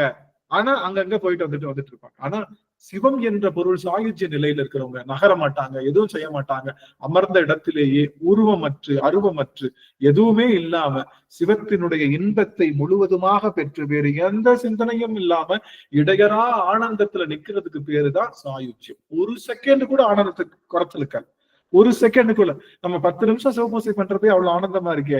அது கொஞ்சம், ஆனா வேற வழி இல்லை. நம்ம வினை காரணமா நம்ம மத்த வேலைகள்லாம் நமக்கு சாமி கொடுத்துருக்காரு இல்ல, நம்ம பிள்ளைங்களை பார்க்கணும் இல்ல, அதெல்லாம் அதுவும் நம்மளுடைய கடமை தான். அதுக்காக நாம போய் முழுசா உட்காரணும் ஒண்ணும் கிடையாது. இந்த அக்கௌண்ட்டை எடுத்து வச்சுட்டே இருப்பாரு, ஒரு ஸ்டேஜ் என்ன பண்ணிடுவாரு? முழுசா உள்ள இறங்கிடுவாரு. அவ்வளவு. அப்ப இந்த சித்தர்கள் அந்த ஜீவ சமாதி சொல்றாங்கல்ல, அப்ப அவங்க எல்லாம் அந்த சாயுஜ்யமா? சமாதி என்பது வேற. சமாதினா சமம் கூட்டல் ஆதி, ஆதி ஆகிய சிவபெருமானுக்கு சமமாக நிற்பது, அதுதான் சமாதி. அந்த சமாதி நிலையில நிற்பாங்க. அது யோகத்துல ஒரு வடிவம். ஆனா சிவபெருமான் பெற்ற இன்பத்தை பெறுவதுதான் சாயுஜ்யம். அவனுடைய இன்பம், நான் இறைவனுக்கு சமமா எதுல இருக்கேன் அப்படின்னா, இறைவனுக்கு சமமா இன்பத்துல இருக்கணும். இறைவனுக்கு சமமா எனக்கு உடல் இருக்கு, உறுப்பு இருக்கு, அப்படி இல்லை. இறைவனுக்கு சமமா இன்பத்தை பெறுவதுதான் சாயுஜ்யம். சித்தர்கள் என்பவர்கள் அதுக்கு ஒரு படிக்கு கீழே தான் இருக்காங்க. சித்தர்கள் என்பவர்கள் ஏன் அப்படின்னா, அவர்களுடைய எண்ணம் என்னவா இருக்கு அப்படின்னா, அவர்கள் எல்லாமே தொண்டு செய்யல, சரியை செய்யல. அவர்கள் தான் பெற்ற ஒரு அந்த யோகத்தின் மூலமாக ஒரு பலன் கிடைச்சிருக்கு. யோகத்தினுடைய முடிவுதான் சமாதி. சமாதிக்கு மேலதான் என்ன இருக்கு? சாயுஜ்யம். சமாதிக்கு மேலதான் சாயுஜ்யம் இருக்கு. ஆக அப்பேற்பட்ட நிலையை நம்ம அடையணும். அப்போ அந்த நிலைக்கு ஒவ்வொரு நாளும் ஒரு துளி துளியா சேர்க்கலாம். நம்ம சாயுஜ்ய நிலைய ஒவ்வொரு நாளும் ஒரு துளி துளியா. சாயோபம் கிடைச்சிருச்சு, சாமீபம் கிடைச்சிருச்சு, சாரூபம் கிடைச்சிருச்சு. சாயுஜ்யம் வேணும்னா ஒவ்வொரு நாளும் சிவபூசை பண்றப்ப நீங்க சாயுஜ்யர்களாகத்தான் இருக்கீங்க. ஆனா சிவபூசை முடிந்த உடனே வேற நிலைக்கு போயிடும். அப்போ ஆனா என்ன ஆகும்? சிவபூசை முடிஞ்சதுக்கு அப்புறமா கொஞ்ச நேரம் சிவத்தினுடைய அந்த இன்பம் நமக்குள்ளேயே இருந்துகிட்டு இருக்கும். அது கொஞ்சம் கொஞ்சமா எக்ஸ்டெண்ட் ஆயிட்டே இருக்கும். அது பேர் தான் என்னது? நீல நினைந்த அடியே உமை நித்தலும் கை தொழுவே. அவனை நீளமா நினைக்கின்ற ஆற்றல் கிடைச்சுக்கிட்டே இருக்கும். நாலு பொழுதும் என்ன பண்ணா பாத்தியா, என்ன செஞ்சா பாத்தியா அப்படின்னு அவனை பத்தியே யோசிக்கக்கூடிய ஆற்றல் கிடைச்சுக்கிட்டே இருக்கும். அதுதான் அந்த தளத்தை பெருமான் கொடுத்துக்கிட்டே இருப்பார். ஒன்ஸ் கிடைச்சிருச்சு அப்படின்னா அதுக்கான வாய்ப்பை கொடுத்துட்டே இருப்பாரு. இந்த ஆன்மா வேகமா செய்ய ஆரம்பிக்கும். வேகமா செய்ய செய்ய தீவிரமாக இறைவனை சென்றாரு. அதுதான் இந்த ஆன்மா எடுத்த பிறவியின்றைய. அந்த வகையில இன்றைய தினம் மிகச்சிறப்பாக நாம இந்த நம்ம வந்து என்ன பண்றோம்னா, ஒரு திருவாசனையோட பெரிய பிளஸ் என்னன்னா, வெறும் தியரிட்டிக்கல் கிளாஸ் கிடையாது. நாம என்ன பண்றோம், பிராக்டிக்கல் கிளாஸும் போடுறோம்.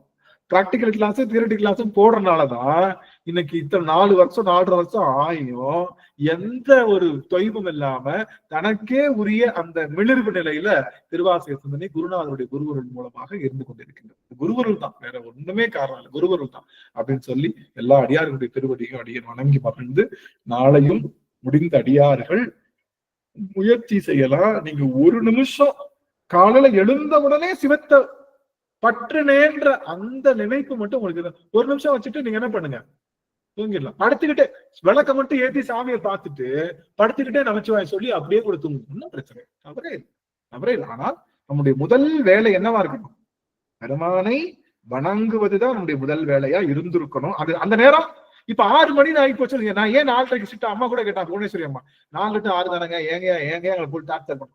இது சொல்றது ஏன் 4 சொன்னோம் அப்படின்னா, 5 மணிக்கு மேல என்ன ஆயிடும், இட்லி வைக்கல, சட்னியில உப்பு போடல, வெள்ளை கூட காணா, நம்ம இது கொத்தமல்லி என்ன பண்றதுன்னு தெரியலையே, அந்த மாதிரி உலக சிந்தனை நமக்குள்ள நுழைஞ்சதுக்கு அப்புறம் சிவபூசை பண்ணி பிரயோஜனம் இல்லை. அந்த முழு சுதந்திரமான தூய்மையான அந்த சிவபூசை செய்வதற்கான காலம் அதுவா இருக்கிறனால அதுக்காகத்தான் அந்த 4 கிரிட்டிக்கலான டயத்தை நம்ம சூஸ் பண்ணோம். அதனால நீங்க அதை முயற்சி செய்யுங்க. நாளைக்கு நம்மளுடைய திருவாதிரை சிந்தனை அப்படி நிறையணும். அப்படி எல்லாரும் போட்டோ போட்டு நிறையணும். நான் வந்து சிவபூசை பண்றதுக்கு முன்னாடி போட்டோ எடுத்து வச்சுட்டு தான் சிவபூசை பண்ணுவேன். நான் விளக்கேத்திட்டு போட்டோ எடுத்துட்டு ஓரமா வச்சுட்டு அதுக்கப்புறம் தான் நமச்சிவாயம் மந்திரம், அதுக்கப்புறம் தான் சிவபூசை, குருநாதருக்கு குரு பூசை எல்லாம் நிகழும். என்ன ஒரு சந்தோஷம்னா, எந்த சிந்தனை கலப்பும் இல்லாம தூய்மையா சிவபூசை பண்றதுக்கு நமக்கு ஒரு டைம் கிடைக்குது. அது 10 நிமிஷமா இருக்கட்டும், 10 செகண்டா இருக்கட்டும், அதை நம்ம விட்டு கொடுக்க வேண்டாம். அதை செய்ய ஆரம்பிப்போம். எங்க கூட்டி நிறுத்துறதோ அது அவன் இஷ்டம். அவன் நாளை நினைச்சுக்கோங்க, ஐயோ இந்த தொடங்கிட்டோம் நம்ம கன்ஃபார்மா 2 நாள் தான் போட முடிஞ்சு, 3ஆவது நாள் போட முடியலன்னா ஒன்னும் தவறு இல்லை. என்னால ஃபாலோ பண்ண முடியலன்னா ஒன்னும் தவறு இல்லை. நம்ம வீடு சாமி, இது நம்ம வீடு. நம்ம வீட்டுல யாரும் நம்மள வந்து குறை சொல்ல போறது இல்லை. நீங்க வந்து கண்டிப்பா செஞ்சே ஆகணும், கண்டிப்பா அந்த கண்டிப்பு இல்லாமல் தருகின்ற அந்த பூசனை தான் நிலைச்சு நிற்கும். அதனால அந்த வகையில நம்ம குடும்பம் ஒரு நாள் பண்ணிட்டு ஒரு நாள் பண்ணல, நம்ம ஏதாவது நினைச்சுக்கோம், யாரும் எதுவும் நினைக்க போறது, ஒரு நாளாவது பண்ணமே அப்படின்ற எண்ணம் தான் இருக்கும். அதனால முயற்சி செய்யலாம். பெருமான் பெருங்கருணை எல்லாருக்கும் நல்ல ஒருத்தர் கட்டாயப்படுத்துறாங்கன்னு செய்யணும். நம்ம ஆத்மார்த்தமா நம்ம உள்ளன்போட அந்த பூஜையை செய்யணும். அப்பதான் நமக்கு அதனுடைய பலன் கிடைக்கும். உண்மை. அது அப்பதான் உணர முடியும், அப்பதான் உணர்வு ஏற்படும். சரிங்க சுவாமி, நிறைவு செய்யலாம். நிறைவு செய்யும் முகமாக பிரேமாம் அவர்கள் வாழ்த்து பாடல் அமைச்சுவாங்க. சுவாமி அம்மா இருக்காங்களா? பிரேமாமா இருக்குங்கய்யா. சிவாய நம. திருச்சிற்றம்பலம். வான்மையில் வழாது பெய்க மலிவளம், வான்மையில் வழாது பெய்க மலிவளம், மலிவளம் சுரக்க மன்னன் கோன்முறை அரசு செய்க, குறைவிலாது உயிர்கள் வாழ்க, நான்மறை அறங்கள் ஓங்க, நல்தவம் வேள்வி மல்க, மேன்மைக்குள் சைவ நீதி விளங்குக உலகமெல்லாம், மேன்மைக்குள் சைவ நீதி விளங்குக உலகமெல்லாம். திருச்சிற்றம்பலம். அனைத்து அடியார்களும் திருவடி வணக்கம். ஐயா, அந்த பாட்டுலயே எல்லாமே அமைஞ்சு போச்சுங்கய்யா. சிவசிவா.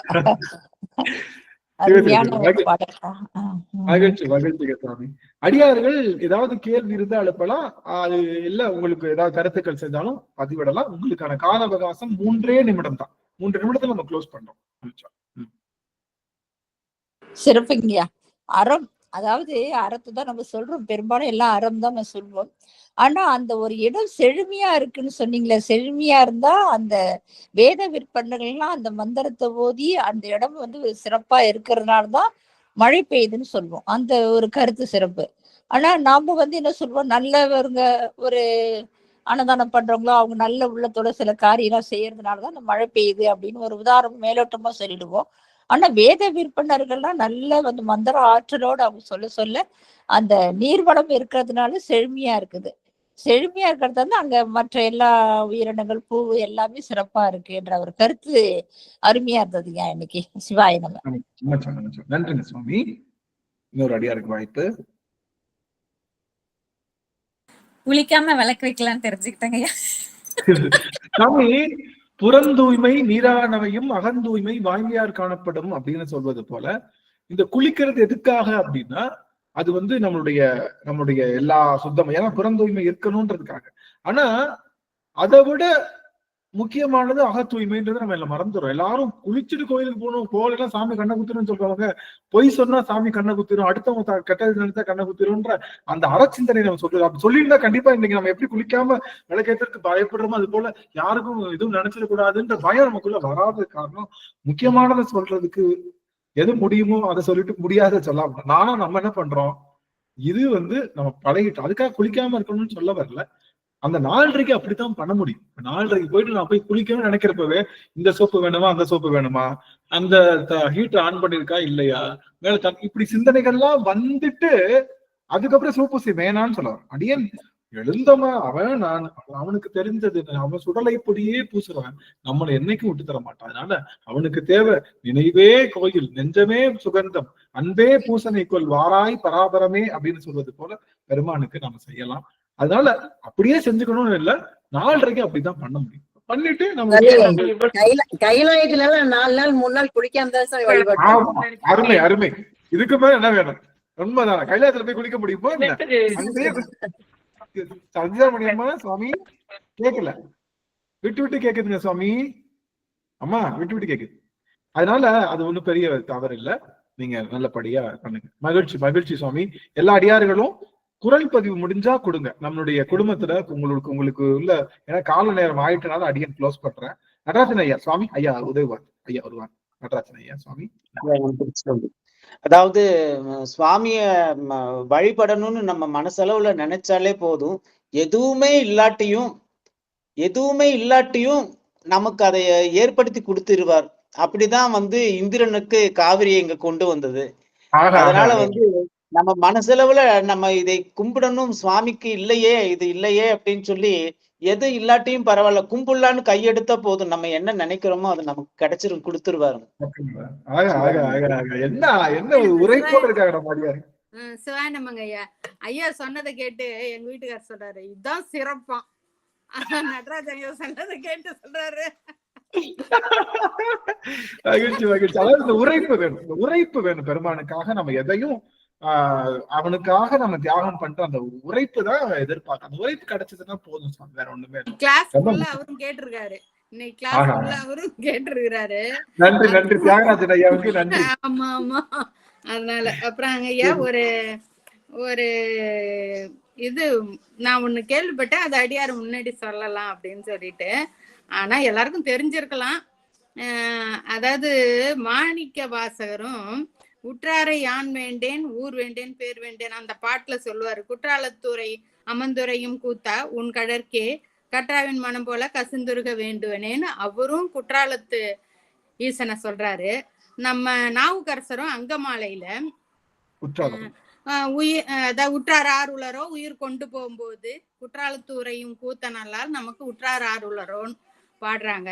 இதுல ஒருத்தவங்க சொன்னாங்க, ஏன் வந்து குற்றாலத்து ஈசனை மட்டும் சிறப்பு கொடுத்து அவங்க 2 பேரும் பாடியிருக்காங்க, 5 பஞ்சசபைய பொறுத்தா எதை பொறுத்து ஏன் அப்படி கேட்டிருக்காங்க அப்படின்னு கேள்வியா கேட்டாங்க. இதுல ஒருத்தவங்க சொன்னாங்க இத மாதிரி, அதாவது சூத முனிவர் என்றவரு 10 சிவபுராணங்கள் 10ன்னு ஒரு நூல் பாடியிருக்காராம். அதுலயும் சரி கந்த புராணத்திலயும் சரி சொல்லியிருக்காங்களாம். சர்வ சங்கார காலத்துல கூட குற்றாலமலை வந்து அழியவே இல்லையாம், அப்படியே இருந்துதான். அது அந்த காலத்துல அதுக்கு பேர் வந்து திரிகூட மலைன்னு பேராம். அப்புறம் அந்த குற்றாலமே வந்து பூலோக கைலாயம்னு சொல்றதான். அந்த குற்றாலத்துறை ஈசனை அது எந்த காலத்திலயுமே அழியாது, எப்பயுமே அழியாது அப்படின்னு சொல்லிட்டு அந்த ஈசனை வந்து கும்பிட்டோம்னா நமக்கு சாலோபம், சாமீபம், சாரூபம், சாயுச்சம் கிடைக்கும், கண்டிப்பா கிடைக்கும் அப்படின்னு. அதனாலதான் அந்த குற்றாலத்துறை ஈசனை அவங்க 2 பேரும் பாடியிருக்காங்க அப்படின்னு நான் ஒருத்தவங்க சொல்லி கேட்டாங்க ஐயா, அதை எழுதி வச்சேன் சொல்றாங்க. அது எங்க திருவாவடுதுறை ஆதி நான் வசந்தி அம்மாட்ட நான் கேட்டேன். இது மாதிரி இந்த ஆன்சர் அப்ப எனக்கு தெரியாது, இந்த கேள்வியை மட்டும் நான் அவங்ககிட்ட கேட்டேன். அவங்க வந்து நானே கேட்டுன்னு வந்து சொல்றேம்மான்னு சொல்லிட்டு அவங்க ஒருத்தவங்ககிட்ட கேட்டுன்னு வந்து சொன்னாங்க. அவங்க என்ன சொன்னாங்கன்னா, அகத்தியர் வந்து அந்த குற்றாலமலையில இருக்கிற குற்றாலமலை வழியா போகும்போது, அதாவது நம்ம சிவன் பார்வதி கல்யாணம் அப்ப தாழ்ந்து போச்சு, அகத்தியர் அந்த இடத்துக்கு போகும்போதோ அவரு சிவபூஜை பண்றதுக்காக போனாராம். அப்ப வந்து அங்க குற்றாலமலையில சிவன் கோயில் இல்லையா, நம்ம பெருமாள் கோயில் தான் இருந்ததாம். இவர் பூசெல்லாம் போட்டுக்கின்னு போனோன்னு இவர் உள்ள விட மாட்டேன்ட்டாங்களாம் கோயில் உள்ளே. அதனால இவர் என்ன பண்ணாராம், இப்படியா சொல்றீங்க அப்படின்ட்டு வந்துட்டு சரி அவங்கள மாதிரியே வேடம் தரிச்சின்னு போனாராம். எப்படி நம்ம போய் சாமி கும்பிடணும்னு சொல்லிட்டு நாமம் போட்டுக்கின்னு இத மாதிரி போனோன்னு விட்டுட்டாங்களாம். இவர் உள்ள போன உடனே பெருமாளை ஏஞ்சி வந்து இவரை கும்பிட்டாராம், அகத்தியரை கும்பிட்டாராம். அப்ப அகத்தியர் வந்து அவரை தலை மேல கை வச்சு ஆசீர்வாதம் மாதிரி இப்படி பண்ணாராம் பாருங்க, அப்படியே சிவன் ஆயிட்டா, லிங்கம் ஆயிட்டான் அது அப்படின்னு சொன்னாங்க. அதனால அந்த ஈசனுக்கு குற்றாலத்துறை ஈசனுக்கு அவ்வளோ இது சக்தி அப்படின்னு சொன்னாங்க. எது உண்மை தெரியல. இன்னும் உங்க அடியார்களுக்கு இது தெரிஞ்சிருந்தா பதில் சொல்லுங்க யாராவது. அப்புறமா மகிழ்ச்சி மகிழ்ச்சி. அது அடியன் கண்டிப்பா அதுக்கான பதில் சொல்றேன் சுவாமி. அது நம்ம கால நேரம் தாண்டாலும் அடுத்த அமர்வுல நம்ம பதில் சொல்றோம். நல்லது. இன்னும் அடியார்களுக்கும் தெரிஞ்சாலும் இத பத்தி யாருக்கு. ஆனா தோணிபுரம் மட்டும்தான் இருந்ததுன்னு நான் கேள்விப்பட்ட வரைக்கும், தோணிபுரம் மட்டும்தான் மிதந்தது அப்படின்னு சொல்லுவாங்க. ஆனா இப்ப நீங்க சொன்ன கருத்து புது கருத்தா தான் இருக்கு, நான் கேள்விப்பட்டது இல்ல இது. ஆக இந்த கேள்வி அப்படியே இருக்கட்டும். நம்ம அடுத்த இந்த கேள்விக்கும் மாயா நீக்கத்துக்கும் அர்த்தம் ஒரு பெரிய தொடர்பு உண்டு. அதை நம்ம அடுத்த அமர்வுல நம்ம ரொம்ப பார்க்கலாம்னு இருக்கோம். மாயா தொடர்பு உண்டு, அதை அடுத்த அமர்வுல பார்க்கலாம். ரொம்ப மகிழ்ச்சி. ஆகவே இந்த அளவுல அடியேன் நிறைவு செய்கின்றேன். அந்த மலை வந்து குற்றாலமலை வந்து சிவன் போல அனாதியானதான், அது தானாவே தோன்றது, அனாதியானது அப்படின்னு சொன்னாங்க. அதையும் சொல்லு. நல்லது. இந்த அளவுல இந்த கேள்விகள் மற்றும் அடியாருடைய அனுபவங்களோட நம்ம வந்து நிறைவு செய்யறோம். நிறைவு செய்யும் முகமாக இன்றைய தினம் அடியேனே வாழ்த்து பாடல் படிக்கிறேன். நமச்சிவாய். ஆறிரு தடந்தோள் வாழ்க, அருமுகம் வாழ்க, வெற்பை கூறுசை தனிவேல் வாழ்க, குக்குடம் வாழ்க, செல்வேல் ஏரிய மங்கை வாழ்க, யானை தன் அலங்கு வாழ்க, மாறிலா வள்ளி வாழ்க, வாழ்க சீர் அடியார் எல்லாம், மாறிலா வள்ளி வாழ்க, வாழ்க சீர் அடியார் எல்லாம். வெற்றிவேல் முருகனுக்கு அரோகரா, ஞானவேல் முருகனுக்கு அரோகரா, சக்திவேல் முருகனுக்கு அரோகரா. திருச்சிற்றம்பலம். அடியார்கள்லாம் உத்தரவு வாங்கிக்கலாம். ரொம்ப மகிழ்ச்சிங்க சாமி. அடுத்த அமர்வுல நம்ம இன்னும் நிறைய சந்திக்க பெருமானை பற்றி சிந்திக்க காத்திருக்கோம். அடியார்கள் தவறாது எழுந்தரணும்னு சொல்லி திருவடி பணிகின்றேன். நன்றிங்க சாமி. உத்தரவு வாங்கிக்கலாம். நமச்சிவாயம்.